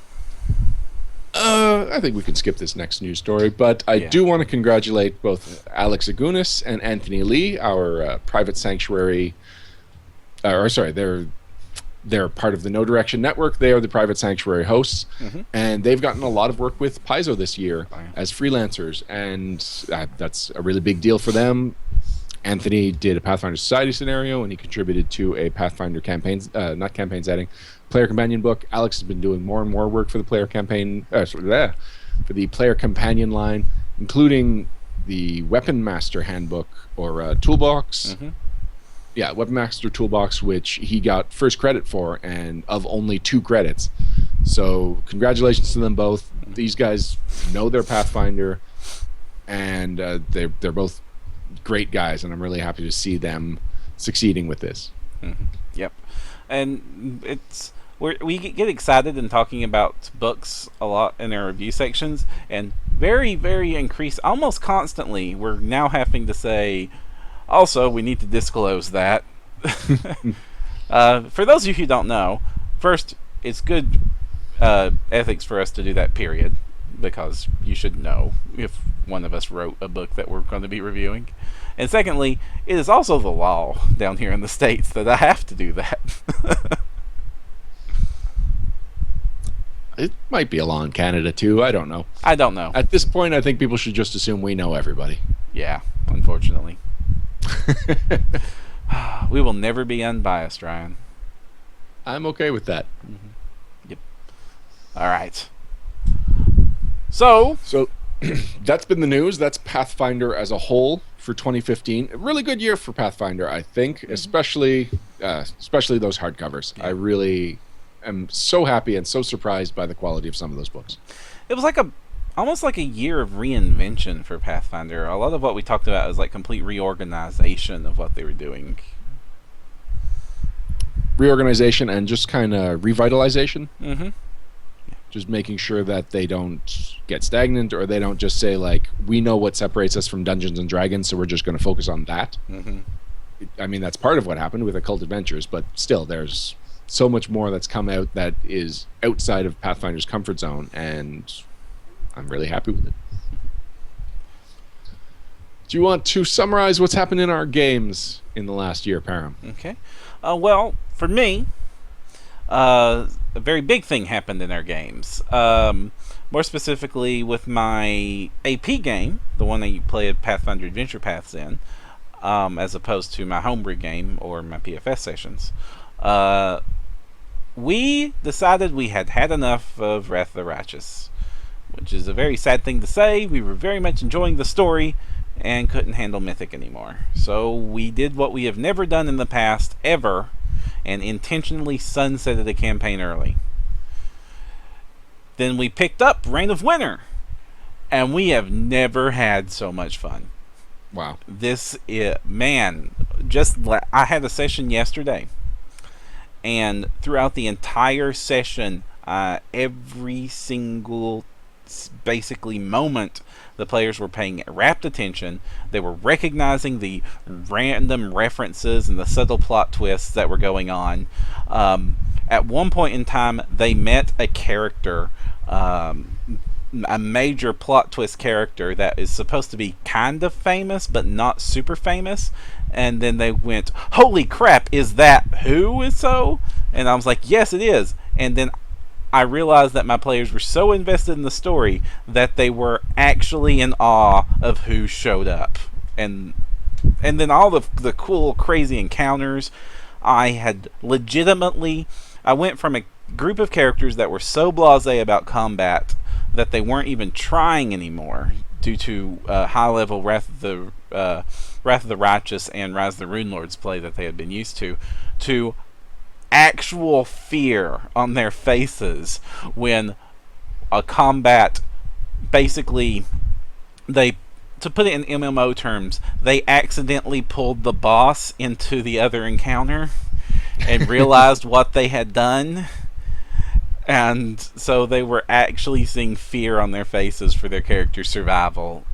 It's just so great, and it's so original, so well written. We're playing with a whole lot of themes that are not stock fantasy themes, with a lot of this Russian folklore is being tossed in on top of what we consider pretty typical. And they haven't even gotten... I have 3 players that don't know the twist And I have sworn the rest to secrecy. And do you think they'll take the twist well? I think they will, yeah. They're like, stuff that has happened already is already so much weirder in different directions, and they have taken all that well, that by the time that happens, that might be the least surprising thing that happens so far. Do you mind summarizing your pretty little snowflakes? Unique little snowflakes? Shoot, what is your term for it? My special snowflakes. Oh, my snowflake cards. Yes. Yeah, one of the things we did that I'm really proud of is we created because I wanted the players. Okay, basically, I wanted the players to have fun and be a cohesive unit, but I didn't want some of the things that happen with some Pathfinder parties where everybody is so wildly out there concept-wise that everybody's basically completely alien to the adventure path. So I put super strict character creation rules this time. You must be a good alignment. You must be a core rulebook race. You must you can't be like any of these weird classes. You have to have a pretty stock standard backstory with nothing crazy in it. And like, it seems like some of the most horrible, hard-nosed GM rules you've ever seen, and I intentionally made them very strict. And then I printed out this set of cards that these were my special snowflake cards, and each of these cards let them break one of those rules. So one of them was like, you can have a completely off-the-wall backstory. You can be you could literally be a Connecticut Yankee in this King Arthur's court, and I will run with it. I will help you make the most crazy backstory you can come up with work. But that's what you get. The other person, you can have a unique, crazy animal companion. It could be a freaking dragon. I don't care. We will make it work. You can, like, for the one players that's like, I don't want to be a good alignment. Well, you can be any alignment you want. You can be the party's token Setiel, and you can have fun with that, and we can still make the plot progress at a pace that needs it to happen. You can play any crazy race you want out of any book. You can be third party for all I care.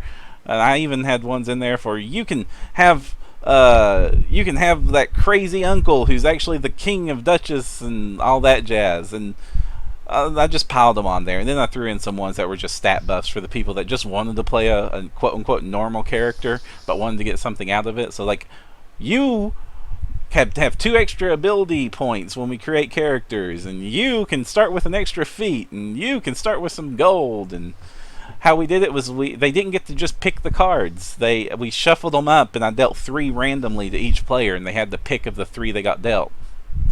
And that just like it, and when before it started, I'd showed them the cards before because I wanted them to start thinking about what they would do, and I thought that they would just decide amongst themselves who would take what card. But what ended up happening is they all voted for the randomness, and nobody got the card they planned on. Like, I didn't expect anybody to get the cards they got. And so everybody just sort of ran with this, and everybody's playing slightly outside their comfort zones with completely unique characters they never would have played before. Everybody has that one hook that makes them completely special, so that we can reference that hook, but everybody also fits in with the world. It was great. I liked it. I'd recommend that Jeff do something like that in my home game. Mm-hmm. We're running Rise of the Rune Lords right now, but we've already committed to running Hell's Rebels when we're done. So we're on book 4. It'll be a little while before we get to Hell's Rebels. Mm-hmm. But Jeff has also agreed to be the GM for that. And Matt has already started talking about his character for Hell's Rebels. Mm-hmm. Which I know Jeff has no interest in thinking about right now. He'd rather focus on the campaign that we're working on right now. But Matt wants to play an alien race from People of the Stars. Oh, boy. And Hell's Rebels is an urban adventure, so playing an alien that wouldn't fit really normally. Throws things off. And I don't think Matt has any interest in the lore of this alien race. I think he's more interested in an archetype that's exclusive to this alien race. Mm-hmm. And so if Jeff just does something similar, if he's just like, all right, like everyone gets an exception to a strict set of rules, one of them is choosing any race you want, then Matt will have to, he'll have to double down. He'll have to see just how committed he is to playing this race, or playing this archetype if that's the only reason he wants to play that race. And you know what? I actually would appreciate having a guideline like that, because I've got ideas for what my next class could be, and it's like a combination of, wow, I just read Weapon Master's Toolkit, and there's so many cool mechanics that I could play a fighter in a whole new way, and I love playing my fighters. So I've got like that mechanical idea, and then I've got this cool backstory idea for another character that's not really compatible with a fighter, who would probably be better off being maybe something occult or maybe an oracle.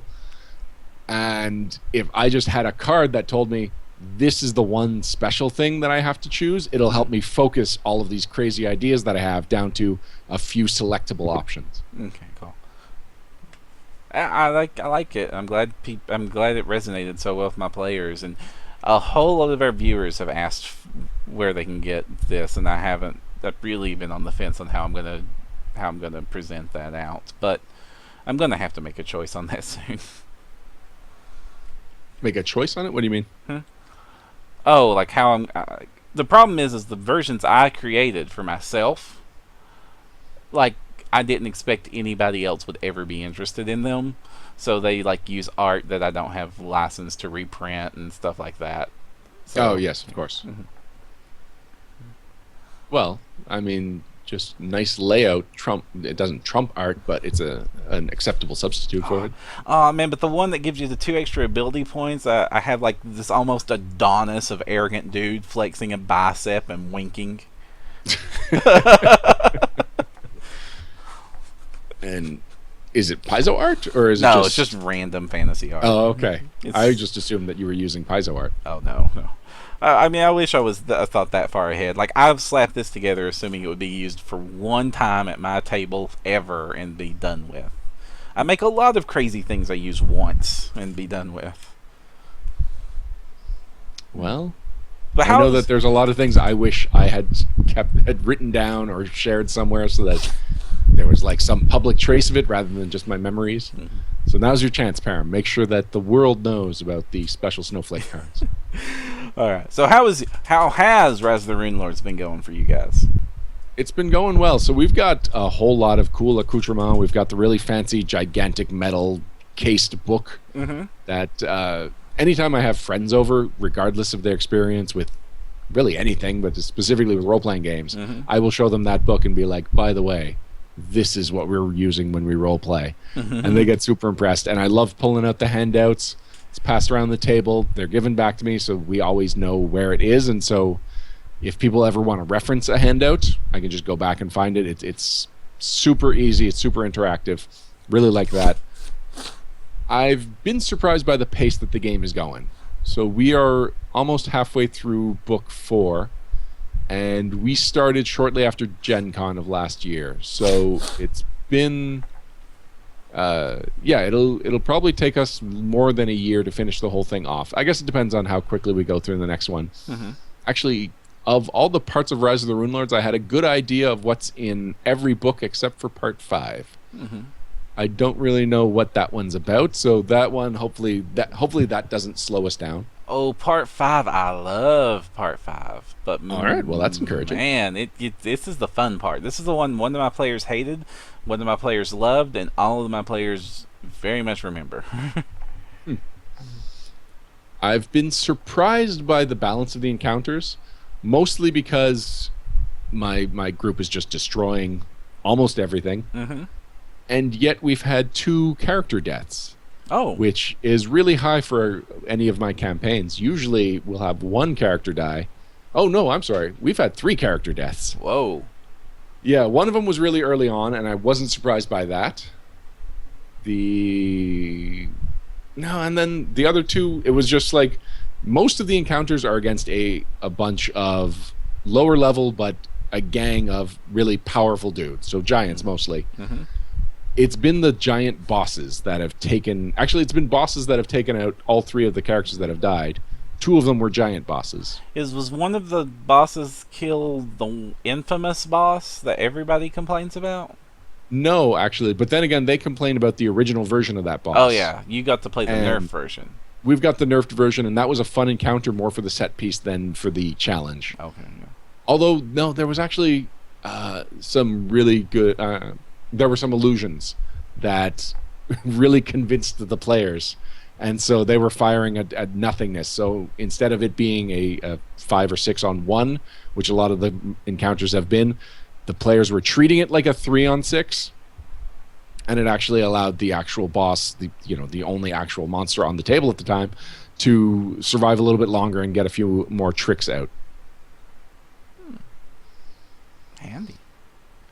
I'm surprised it's been that lethal in the post Pathfinder version of it, especially now that your players, like when this came out, even the edited version assumed like ACG at best. Right. Well, probably the most dominating character in the group is Jay's swashbuckler Kerm, because he is a dominating swashbuckler. Sure. Well, swashbucklers gain their panache points back with crits, and he's got an insane crit range, and he's a 2-weapon fighter. So he gets about 2 crits around. Okay. And his to hit is insane. He's got a high charisma. He's got it all tricked out so that with his high charisma and his high to hit, he's just hitting everybody. He is riposting constantly, and because it's a lot of lower level guys, their base attack bonuses are lower than his. So even though they've got the higher strength to contend with for when they do hit, their to hits aren't great. And he's just rushing into squads of giants and somehow parrying all their attacks. And please tell me he's a gnome. He is not. He is a human. Okay, because that would have been extra funny. It would have been, although I wonder, is there any limit on what size you can parry based on your own size? I'm not aware of the details of that ability, I'm afraid. Yeah. Visually, it's always been tough for me to picture them swinging an ogre hook or a giant club, and him with his spindly little pencil of a sword, catching it, spinning it around, and then jamming them with their weapon. Although I've had a lot of fun describing the various critical hits he's scored. I mean, at the level he's at right now, all these characters are basically superheroes. Yeah. Well, Kerm's actually one of the characters who died. Oh. He is the most recent character to die. So even though I consider him the dominating character of the group, he's not invincible. Is he? Did he get rezzed? Yes, he got rezzed. And Jay was actually debating it because he's been enjoying Kerm, but he also liked the opportunity of a new character. So he left it to a roll of the dice about whether he would get rezzed or not. Not whether he would get rezzed, but whether Kerm would want to be rezzed. And so it ended up that, yes, Kerm does want to stay with us. He's got more Rune Lords to hunt down and try and figure out what this mystery is. Mm-hmm. As far as the characters who died, the first one died when we were low level, so the res wasn't an option. It was Matt's character, and he replaced him with a character with a very similar name. He replaced Boone with Rook. So it's just similar in structure, and so I've been calling him the wrong character ever since, even though it's been 6 months. And then Kathy's character, Kate, died, and that's the one that we brought back as the spirit for a phantomist. What's the phantom for a spiritualist? Yes, that's it. So sort of rezzed, but it was more that we just had a cool opportunity to do something different. Overall, though, I'm spoiled as far as the first canned adventure that I'm running because of Hero Lab, because of the really cool collector's edition, because I've got specific miniatures representing a lot of the significant characters in the book, and those that I don't have miniatures for, I have a pawn for. Yeah, you will never run another game as supported as Rise of the Rune Lords. And, if the next time that I run a campaign, it's another canned adventure, I'll at least have gotten like a lot of the growing pains out of the way with all of the support, and then I'll be able to take the training wheels off. Param, that is Pathfinder 2015 in a nutshell for me, for us, for overall. What about 2016? What do we know is up ahead of us? Well, we do know that hold on, I'm failing at transition here. Sure, no problem. Well, we do know the adventure paths. Right. We know both of the adventure paths that are coming out in 2016. Mm-hmm. Hell's Vengeance, Right. which will be launching in February, I believe. Mm-hmm. And you would think that the first evil adventure path would be getting a lot of the attention, but darn them, they go on and announce even crazier. Strange Aeons, the Cthulhu-esque adventure path. Which will not feature Cthulhu. Sorry, you're right. Lovecraft is a more accurate way of describing it. Right. So Hell's Vengeance is significant because, like you said, it's the first evil adventure path. It's the first time they've done a back-to-back adventure path that are running concurrent. Right. Mm-hmm. And so there's a lot of fun things that I think generations to come, well, generations as far as Pathfinder player lifetimes, we'll be hearing about how people played Hell's Rebels and Hell's Vengeance, how they interacted with them, if they ran the same group through both of them, if they used some of the characters from each other's campaigns. One GM running two different groups and having that influence. Who knows? There's a lot of things you can do by having two campaigns set at the same time frame in more or less the same world. I know that they don't both take place 6 volumes in Cheliax the whole time, but it's definitely related to the same rebellion.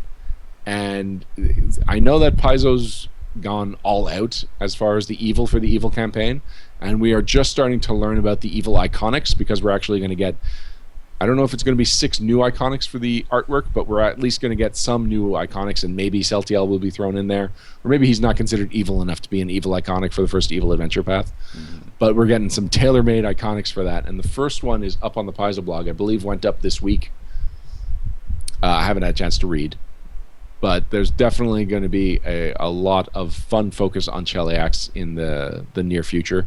And then complete change in directions. We're going with Strange Aeons, which is going to be complemented with a hardcover that's going to be coming out around the same time. We'll talk about that in a little bit. Any other thoughts on the adventure paths, or do you know anything else that I've missed? I know a lot about Strange Aeons just from Gen Con and then talking with some very excited people about it.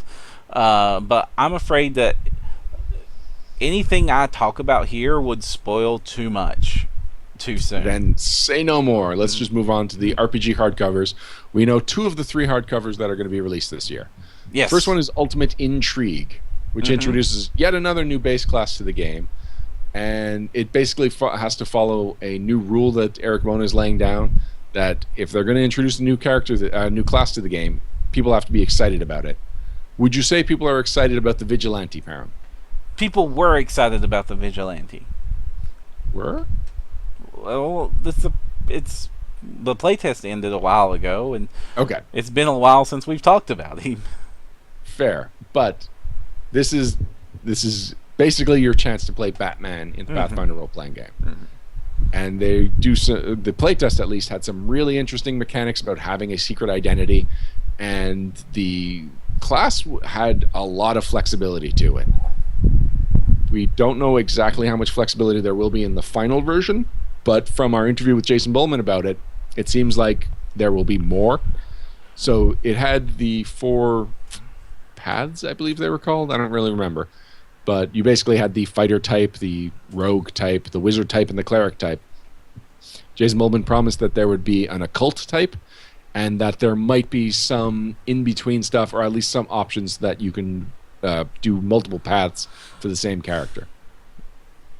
It's one of those classes that I think you can have an all-vigilante party, and not only would that be functional, but it would be a unique game experience.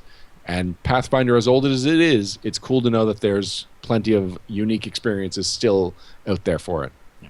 And we're going to be getting to move ahead with a theme that they've been doing with the hardcovers lately that I very much support, and that it is there will be the class, and it's likely, especially since it's just the one class, will not take up the majority of that book. And so this is a book on how to play a style of game, like a whole theme of adventures of how you can play. And I really like this direction, and I hope they continue this direction. If for no, I mean, when we were doing this episode last year, we called it, so I'm proud of that. It's the first time we ever got one right. At least something that wasn't a softball. Right, that was not a softball. They're going to be another NPC/monster book next year, guys. um, Yeah, Ultimate Intrigue is going to have a lot of cool systems about running social encounters, running social adventures.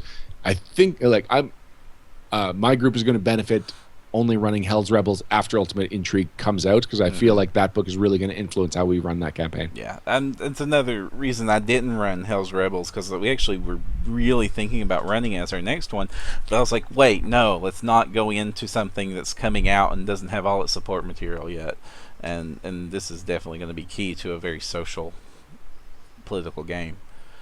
But that's not the only hardcover we're getting. The hardcover... Sorry. Speaking of hardcovers that are tying into adventure paths, Horror Adventures is coming out.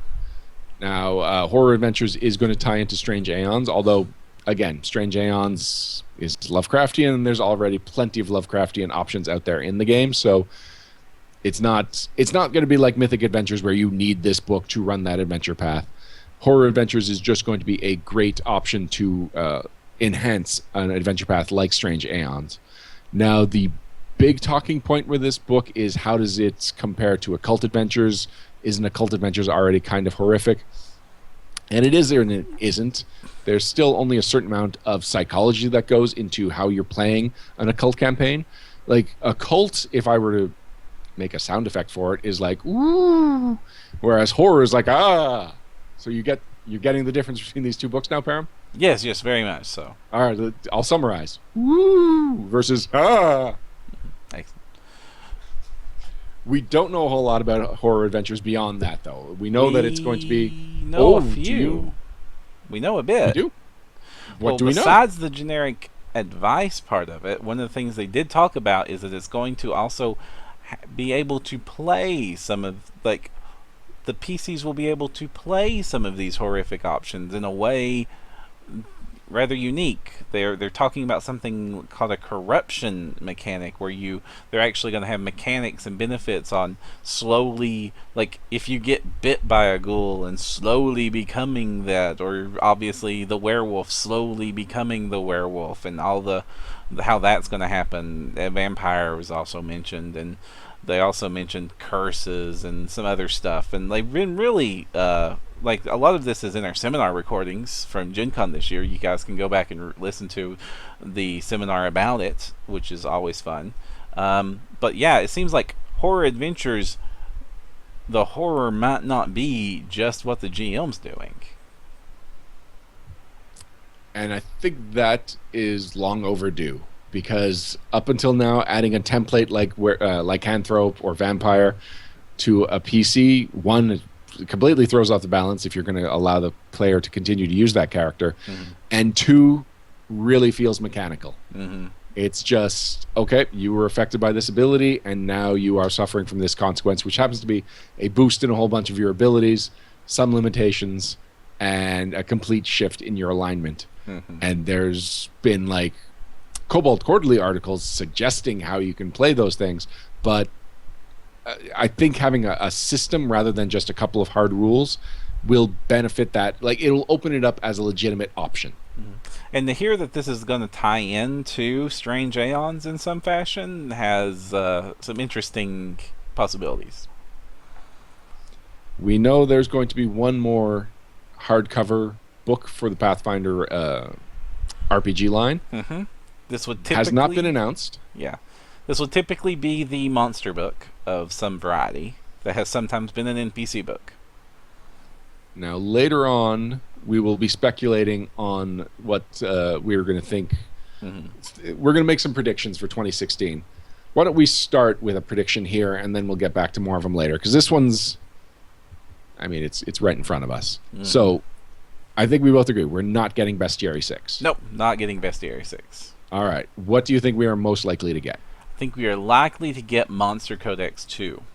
Interesting. I was going to say NPC Codex 2. In fact, I am going to say NPC Codex 2. Why do you think Monster Codex? NPC Codex 2 is a great choice, but Monster Codex 2 has more possibilities that they could tie into that would be also useful for GMs, because the Monster Codex 1 was great for the monsters it did, and there are a whole slew of monster races that could be given the same treatment, especially some of them even introduced in Bestiaries 4 and 5 that would very much love to have that same treatment. I just think that there's more potential utility use out of a Monster Codex 2 than an NPC Codex 2. All right. Here's my reasons for NPC Codex 2. Okay. 1, it's been longer than it has been since Monster Codex. Yes. So I think we're a little more due for an NPC Codex. Yes. 2, we've talked about how a new player comes to the game and has all of these options in front of them. Mm-hmm.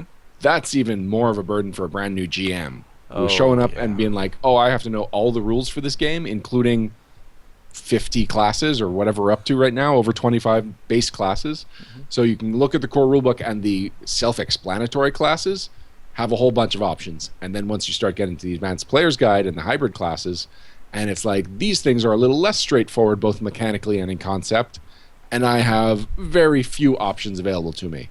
So having a range of 20 alchemists will be super valuable for a new GM. Having a range of 20 witches will show that maybe there is more variety to that class than a lot of people think. How about 20 psychics? I don't think we're going to get that far. I think we're going to get Advanced Player's Guide and Advanced Class Guide.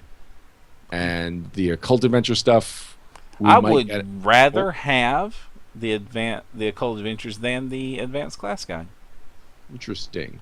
Because all the advanced class guides are hybrids of other classes that are very less important from a GM's perspective than it is a player's perspective. This is valid. There's going to be more room to play around with in an NPC Codex 2 because the first one covered 11 classes, and it covered all of the NPC classes, and it covered the iconics at various levels. So like that's 11 versus Advanced Player's Guide only has 6 base classes. Throw in the Magus, throw in Samurai and Ninja we might not even cover. I'd be okay if we didn't. I still think of them more as archetypes than as base classes. Mm-hmm. So you know what? There might actually be room for hybrid classes and the occult classes. Maybe even room for a vigilante. Doubt it. I don't think it'll be done in time. No, I think so. It'll be at least 6 months. 6 months probably would be the development period, and then there would be 3 months for production. So you might be right. Let's face it. They're currently writing this book that we're speculating. I think it's still in outline. Oh, okay. So interesting. I thought we would be on the same page for this one, Param. I'd be intrigued to see how this plays out. But we're on a similar idea. We both think it's going to be an NPC book. We're just deciding which NPC set they're going to pick from. I think the smart money is on one of our two. I would be pleasantly surprised if they found a whole new way of creating a monster book other than what we've seen already. You know what would be awesome? What would be awesome? This is not my prediction, but it's something I would like to see. Bestiary 1. Redone in the Unchained style? Yes! I would be on board. I would actually be on board with that, Param.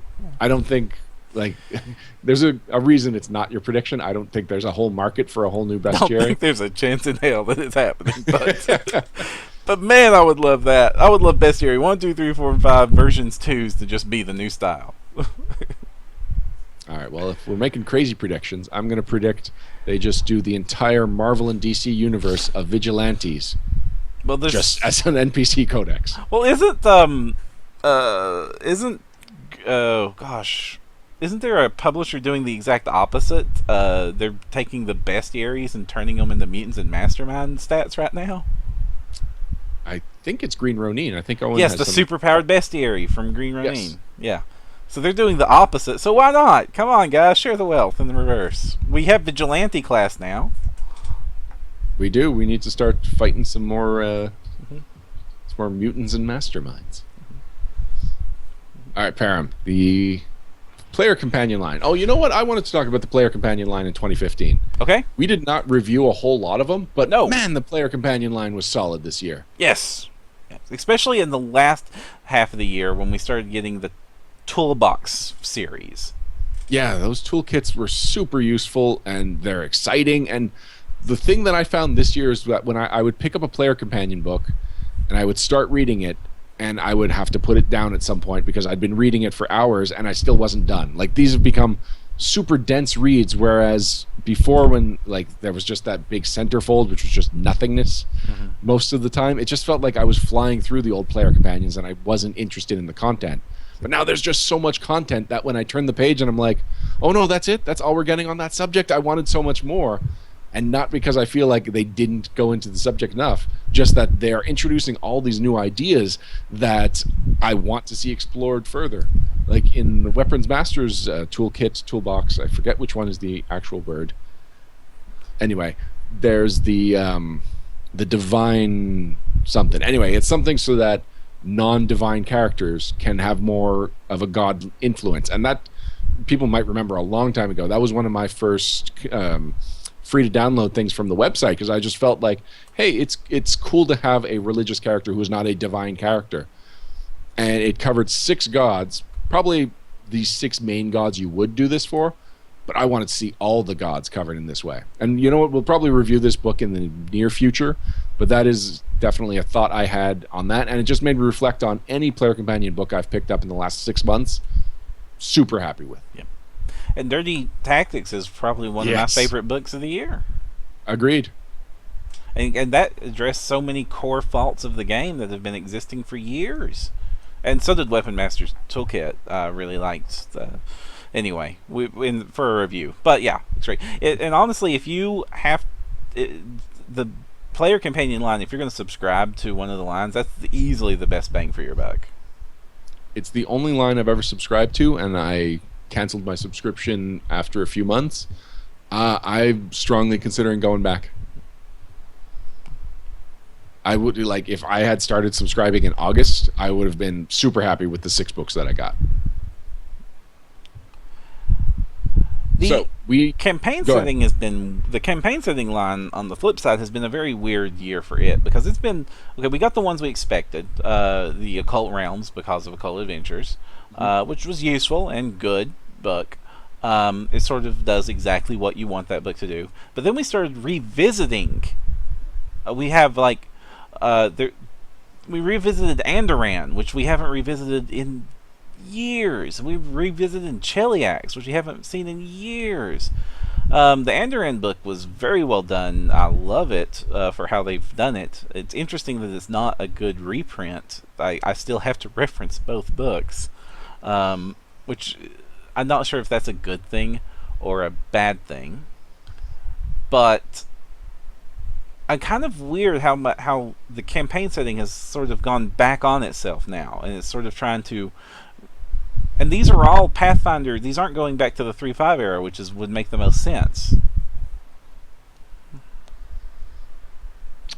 I know what you're saying. In fact, just the other day I was reorganizing my shelves, and I think the last campaign setting book I picked up was Inner Sea Combat. And that is months old. Did that even come out this year? I don't know. No, it came out before the technology guide. That's a release from last year. And the tech guide is such a weird one that it was kind of didn't even really belong in the line. It was almost too big for the line? Well, yeah, it was so crunchy and rules oriented that it almost seemed like it needed to be in the role playing game line. Oh, you know what? Inner Sea Monster Codex came out, and Occult Bestiary. I loved Inner Sea Monster Codex. I don't know if I've picked. I think I've picked up Occult Bestiary. I'm not sure. If I haven't, I need to pick those 2 books up. But otherwise, looking through them, a lot of them are realms, shores, boats. It's a lot of geography, and I only need to know the geography I'm using. I need to know the history of a lot more of the world and the personality of the countries, but I don't need much more information than that unless I have a specific use for it. And so maybe that's why, because I'm not in these areas, I don't need to know the ships of the Inner Sea, that this line has really become a background line for me. Well, Oh, and Bard Wannabe corrected me. It's the Weapons Master's Handbook. It is neither a toolkit nor a toolbox. Which makes sense because there's the Armor's Master's Handbook and the Spy Master's Handbook coming up soon next year. But how is a handbook different from a toolbox or a toolbox? Whatever it was, like that was the word they were using. It is toolbox. Well, speaking of next year, in both of these lines, they do seem to be a lot more exciting. This year, it seemed that the hardcovers were the exciting thing this year. There were some standouts in the other lines, and the player companion lines especially. But next year, we're getting a lot of very interesting player companions and campaign settings. First, I can't believe I'm saying this, because this is Pathfinder, the role-playing game, okay? Yep. It's been a long time since Wizards got some love. It's true. We've gotten a lot of different spellcasters. Mm-hmm.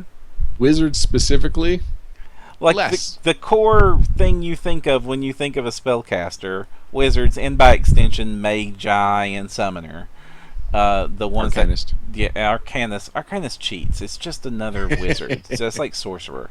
Right. But the core 5 arcane casters have not had a whole lot of love. Summoner got the summoners, and we got the cool familiar folio, but that was your critter, not your character, getting love.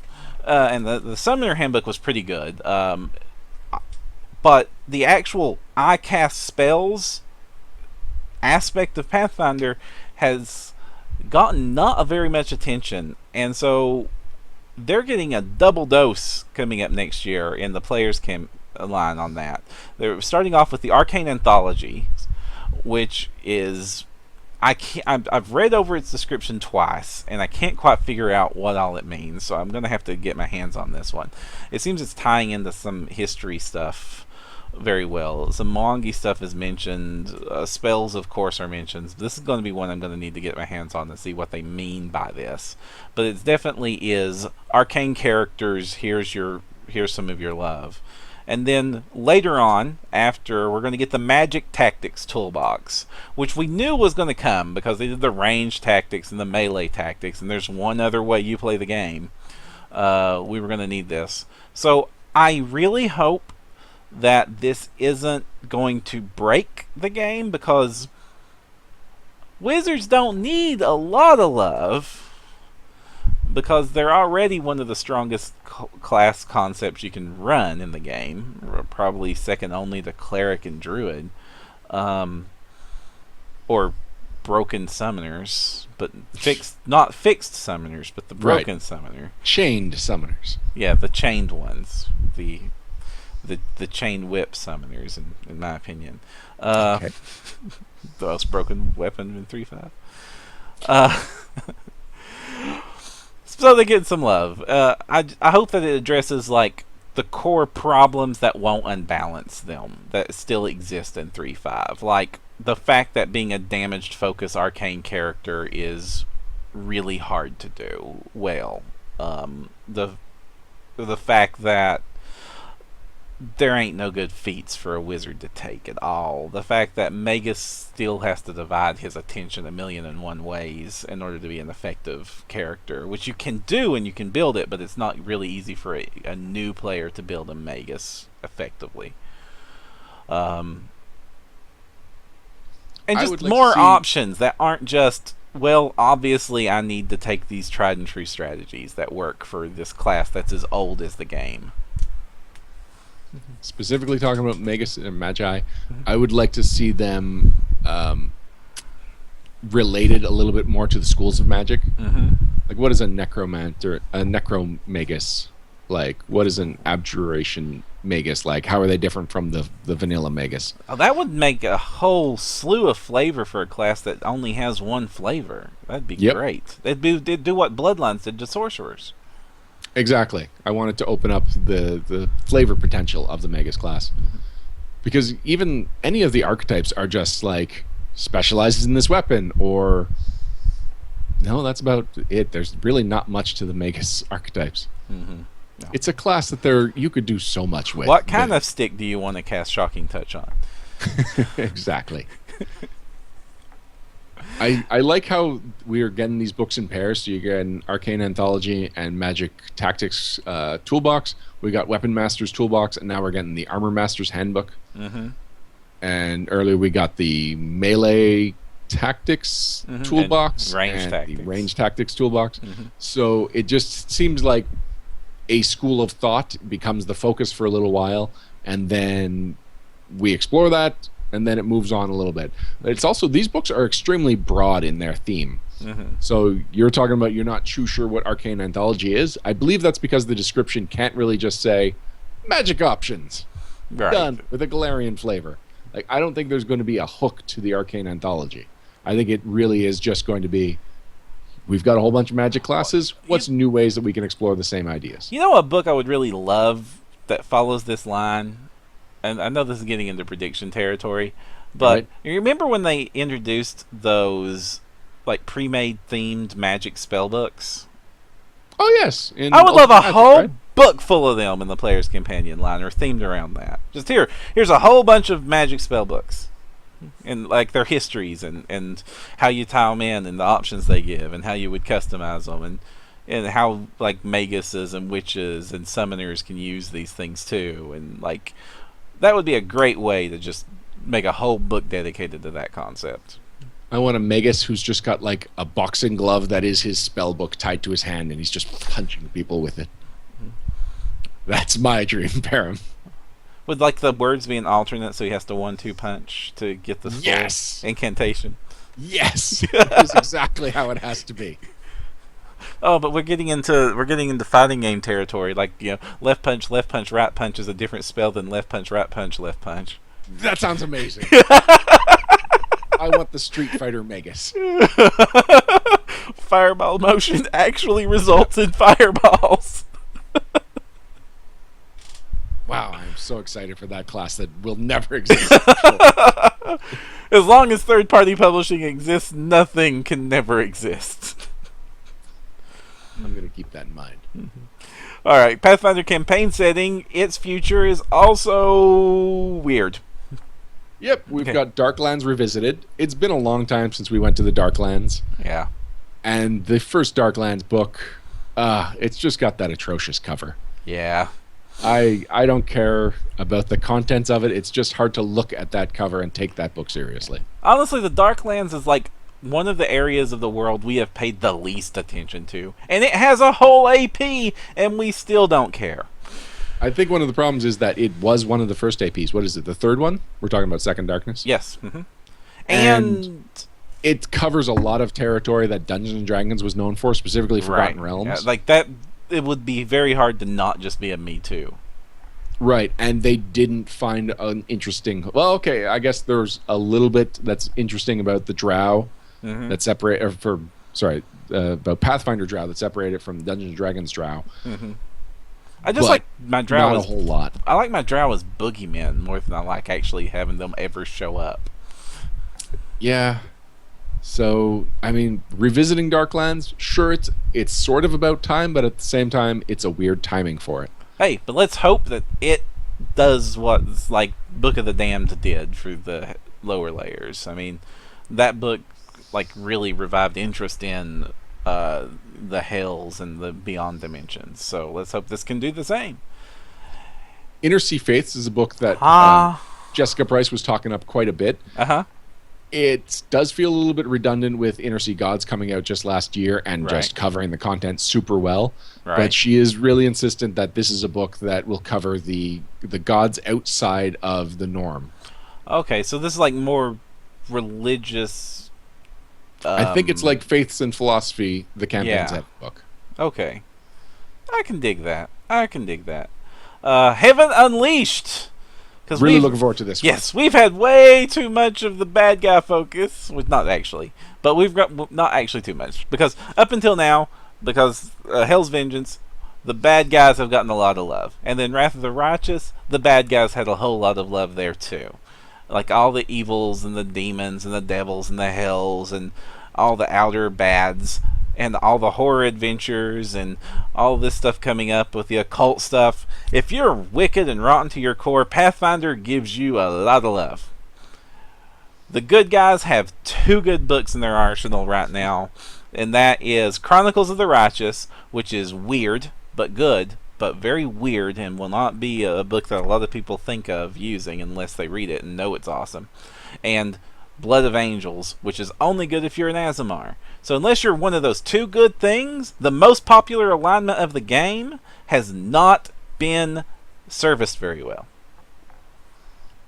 The other thing is that we've gotten cool books like the Book of the Damned. Those were some of the best campaign setting books. Like when they were releasing the Book of the Damned, that's when the campaign setting line was super hot, and we were super excited for everything that was coming from it. Ooh, those books are still good. Book Chronicles of the Damned 1, 2, and 3. Or no, Book of the Damned 1, 2, and 3. And then Chronicles of the Righteous, which was the fourth in the series. Was so good. I want Heaven Unleashed to continue that line.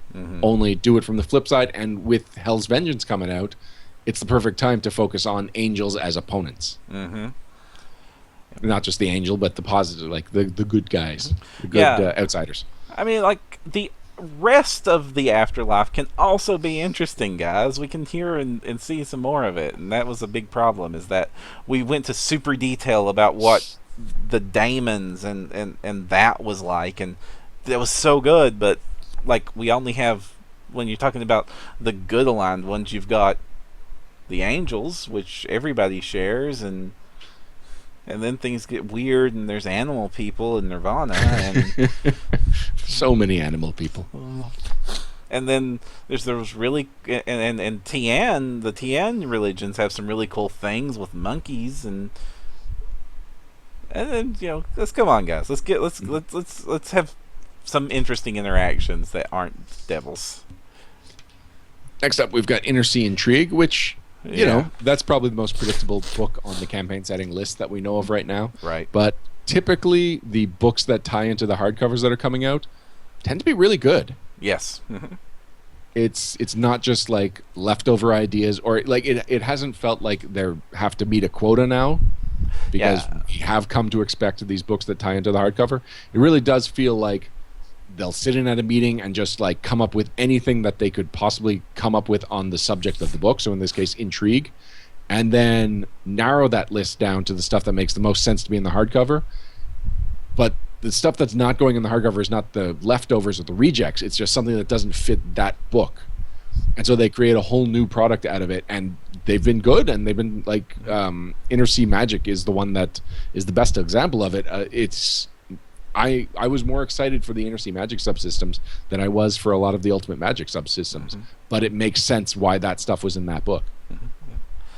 And honestly, Paizo seems to do its best when it's doing flavor. Like the core, the hardcovers are great, but the hardcovers I like best are the ones that kind of cheat a little bit. I mean, Occult Adventures, it's really hard to view that as setting neutral, especially as you really disagree. Yeah. I'm a guy that always ran home campaigns, and that's a book that I could easily put in my home campaign. I guess I just see so much of Galarian that bleeds onto it, like their philosophies on how things like this should be organized and played, that I guess I just see Galarian's fingerprints all over both it and what we're hearing about in Intrigue. No, I can see both of them, because when I was first reading the Pathfinder books, it was mostly the softcover stuff, and I would get to sections that I was like, ugh, we're talking about Galarian again. I don't care about this Galarian stuff. And, that's behind me now, because I do care about this Galarian stuff, but at least I still can hone in on when it shifts from something that's I could use in a generic campaign to something that's more Galarian specific, and I never had that shift with Occult Adventures. Weird. Interesting. The last book that we know about was just announced after we started recording. Right. It's Path of the Hell Knight. Now, I am a little surprised that this is a campaign setting book and not a player companion, because it feels more like this. Like, I don't know how much they can talk about just Hell Knights, considering that a Book of the Damned, which covered a whole chunk of hell. Well, the Hell Knights are very different. Right. I'm just talking about as far as the amount of content that is needed to cover the concept. A campaign setting book feels like they're going to have a lot of room to explore. Yeah, and but here's the problem is they're going to have a lot of room to explore, a concept that has been heavily, heavily explored in dozens of books. True, but it's a prestige class that essentially has built-in archetypes, and it is one of those original pillars of this is something cool about the campaign setting that's really catching on. Oh, hold up. We know nothing about this book. True. What if this book is Hell Knight base class?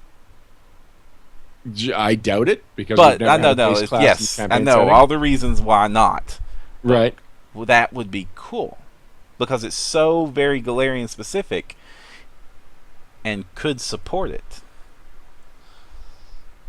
Yes, it could. I don't want to get any hopes up. I know, but cool. Like, this is wild prediction. It's probably not going to be, but that would be a way to definitely make use of 64 pages of campaign-specific material. I have not even read over the description of this book yet, so let's do it together, shall we? Okay. Merciless, black-armored enforcers. Hell Knights care nothing for good or evil, only the Order's absolute, unflinching vision of law. Right. In Pathfinder campaign setting Path of the Hell Knight, you'll join the ranks of the Pathfinder world's harshest champions of order. Knights tempered by ironclad discipline and the flames of hell itself.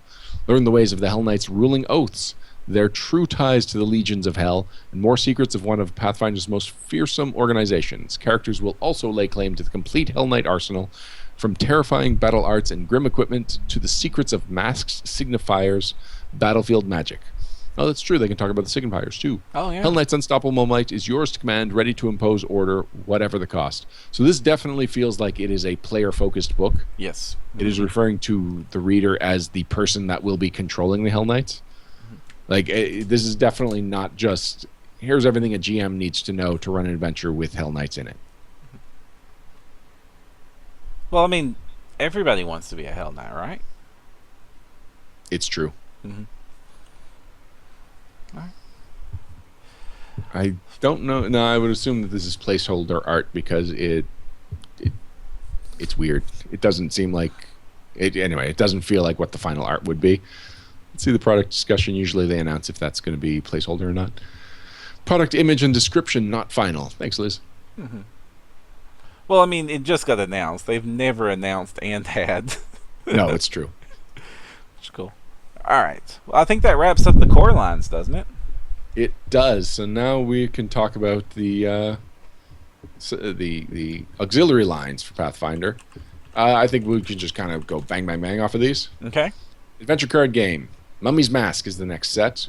The original release date was imminent, and now it's been pushed back because of feedback that the adventure card games were coming out too quickly. We both enjoy the adventure card game for what it is, Param, but neither of us are avid collectors of it. Do you have any plans of picking up Mummy's Mask? No. Do you think you'd enjoy playing a Mummy's Mask adventure card game at a Gen Con or whatever? Yes. If I had a group of players interested in playing it, I would absolutely love to play the Mummy's Mask one. It interests me more than the Wrath of the Righteous one did, honestly. Okay. Pathfinder Battles. We know the upcoming set, the Rusty Dragon Inn, which mixes in a lot of scenery pieces, and specifically the large, what's usually one colossal figure, and now instead a whole set of the Rusty Dragon. Are you interested in the set pieces, Param? I haven't bought Pathfinder Minis line in a while, simply because they are very expensive to buy them at the rate I wanted to buy them. This has been the one that has tempted me the most to get a case for. I think that the timing is off for me. If this was out before we started doing the Rise of the Rune Lords, I might be a little more tempted to actually pick up the Rusty Dragon. But then again, it's not like there's been any encounters in the Rusty Dragon. Right. So it would be something I set up tavern. just for... Yeah. You were sitting here arguing about Occult Adventures being neutral. A tavern can totally be neutral. Fair. I don't expect to pick up the Colossal set. And I think, once again, I'll just cherry pick from this set. We've also got the next two iconic sets. We're up to 5 and 6 at this point. Are you current with the iconic sets, Param? No, I'm not. How many do you have? I just have the first two. Okay. Well, do you want to know about 3 and 4? I want to know about 5 and 6. Okay. So 5 and 6 have a lot more of the advanced class guide iconics. Here we go.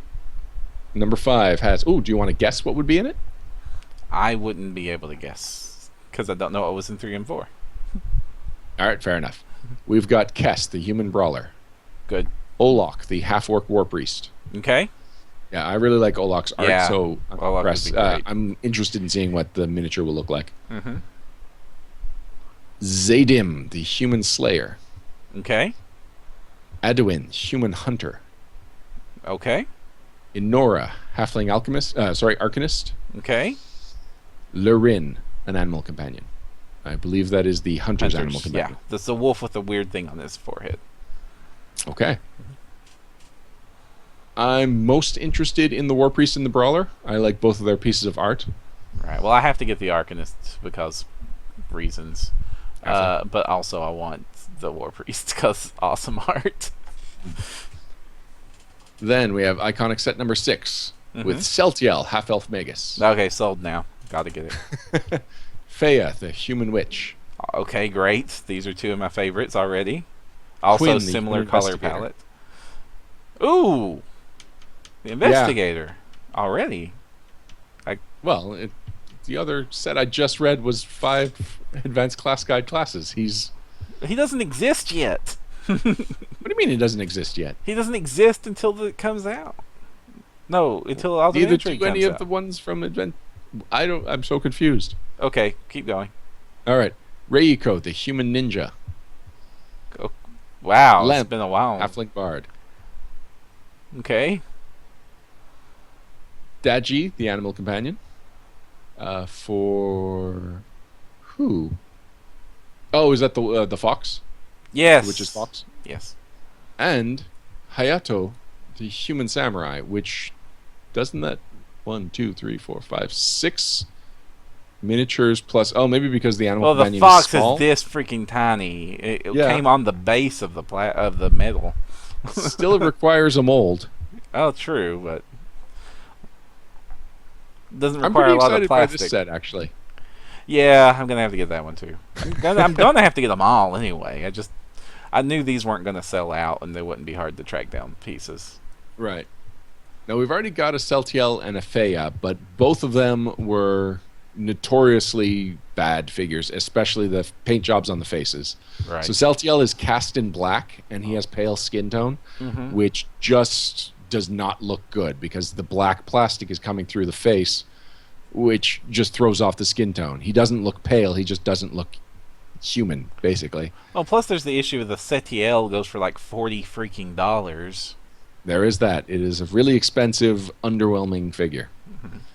And then Feya, like, the art is so vibrant. Like, for a mostly dark figure, there's a lot of touches of color, and it's completely absent. It's a very dull miniature, and it's something that Eric Mona was really upset with the final product on. And they've been trying to find ways of getting these 2 characters, like replacements for these 2 characters, into the hands of people that want them specifically without having to tell them, no, you have to buy random packs again. Well, wasn't Go ahead. Setiel actually the fact that he was, besides the quality issue, but he was really hard to find and really popular, the impetus that this line exists? That makes sense. They were talking about how the Iconics would always sell out first. And so they would have to, having non-random version of the Iconics just made the most sense. I like Quinn. I think Quinn's got a really cool design, and he's got a different aesthetic. He's got an urban aesthetic, so he's going to be useful in ways that just another, fighter in armor is. We've got enough of those. We don't have a whole lot of Quinns. I am surprised by another Lem. Yeah, I know you're okay with that, of course. I'm okay. Well, the Lem, in the line looks terrible. You find? He has no feet. His face is weird, and he has no feet. Now, are you sure you're not being critical because you're a fan of Lem? No, I mean his feet are 2 large blobs of plastic. Huh. I never had that problem with my Lem. Oh. Maybe I've just never paid that much attention to them, though. One thing to note is that these were, I believe, $30.99, or they were $29.99 before. They are $34.99 now. Prices up all over the board on Pathfinder. Yeah, that was one of the big news items that we kind of skipped over because it was towards the end and there wasn't much more to it, but Pathfinder prices went up this year. Yeah, that sucks, but... We have another Big Finish audio drama. This time they'll be playing out Mummy's Mask. Interesting choice for number 2. I was surprised with the amount of focus on Mummy's Mask from these auxiliary products. I did not think it was such a popular adventure path. Nothing against Mummy's Mask. It just feels like an also ran. Doesn't feel like a pack leader. I mean, I was personally really excited for Mummy's Mask, and I've tried to campaign for it for our groups several times now, but I can't get buy-in. So I'm kind of surprised that it's getting attention because I can't get my players to get interested in it. And finally, Param, what do we know about the Pathfinder Tales going into 2016? Okay, well, we know that we know the 3 announced novels coming out for 2016. One is Pirate's Prophecy. Ah, yes. Looking forward to that. Yes, really looking forward to that one. The next one is Pirate's Prophecy. Why in the world did they not have... Okay. By Chris A. Jackson, and again it will be Torius Venn. It's going to be the 3rd in that series. The cover looks amazing. I got a sneak peek at this earlier, but man, that cover is cool. Basically, gigantic. I don't even know what monster that is, but they're fighting a giant sea monster on the cover, so coolness. The next one will be Pathfinder Tales Hell Knight, and that will be by Leanne Merciel. And the final one that's been announced is another one you're going to be very happy. Liar's Bargain by Tim Pratt. Another Liar's book. Bring on the liars. Mm-hmm. So based on the ones that have been announced, but wait a minute. I'm waiting a minute. That's half as many books as we got last year in the same time period. Is it? January for Pirate's Prophecy. April for Hell Knight. June for Liar's Bargain. Wow.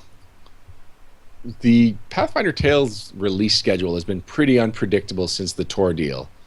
Like right before the Tor announcement, there was a wasteland of like there was no product, there was no announcements. It was just kind of this void.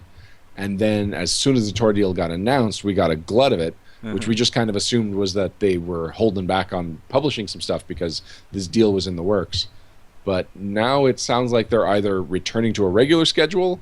This is less than the regular schedule, man. This is 4 months between books.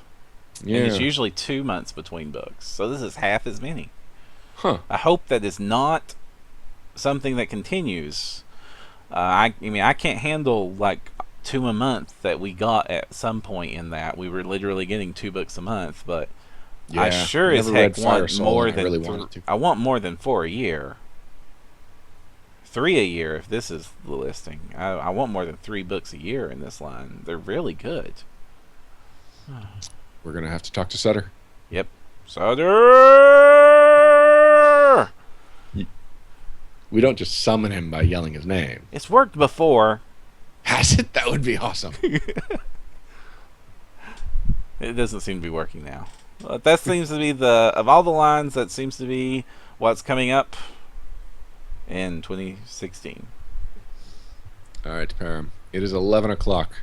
Right. We promised some predictions. We made them already. Well, we made one. We made what the 3rd monster book would be. And I got the Hell Knight prediction really wrong. So we can cover a couple of things. We know the adventure paths and we know most of the hardcovers. So the only thing we can predict in those 2 lines is announcements. Mm-hmm. Do you want to predict, as our opening predictions for 2016, predict what they will announce in 2016 for products in 2017? Well, that's what we've had to do every year anyway. It's true. Okay, so let's start with we already predicted the Bestiary prediction. Yes. Okay, so what do we think is going to be the next character-focused hardcover? So the Gen Con release? Yes, the Gen Con release. Well, no, it hasn't always been the Gen Con release that's the character-focused one. Okay. Well, I'm going to make the same prediction I made last year, and may have made several years in a row now. Mm-hmm. The Ultimate Feats. Ultimate Feats. Ultimate Feats. I want this book, but then Owen Casey Stevens made this book. Well, yes, but he collected all of the setting-specific feats and filed off the setting serial numbers. Like, we haven't had just a collection of an expansion on all of the feats like we did Ultimate Equipment. Okay, yeah. And it's a concept, it's a core concept of the game that doesn't get a whole lot of attention and love. I think we will not see that, though. Okay. Because I'm wanting them to continue the path that they're doing right now and maybe do something like another genre playing. And considering what seems to be popular in the current trend in all things gaming, I would like to see Ultimate Survival, which is sort of like a wilderness, rugged, out in the boonies cat-type character campaign where you don't have cities and you don't have more than tiny towns, and like what sort of campaigns can be done out in the fringes of everything. All right, I can be down with that. What do you mean when you say that that's something you're seeing in a lot of RPGs? Well, no, it's a current trend in gaming. Oh, in gaming, yeah. Okay. Everybody's talking about survival games right now, and it's a concept that's been... Yeah, they're the biggest games going right now. All right. I've never heard of DayZ or Ark or Rust or Minecraft. I've heard of Minecraft. Okay, so the concept of a survival game where you have to fend for yourself and establish yourself and make it in a world that you don't have a society to back you up with would be a very cool campaign, because it would then deal with also concepts such as we have nowhere to sell this treasure. We have, how do you do that? What kind of character? It might even need a class. We could have Hermit as a base class. It'd be cool. I see Hermit almost as a race. Hermit race?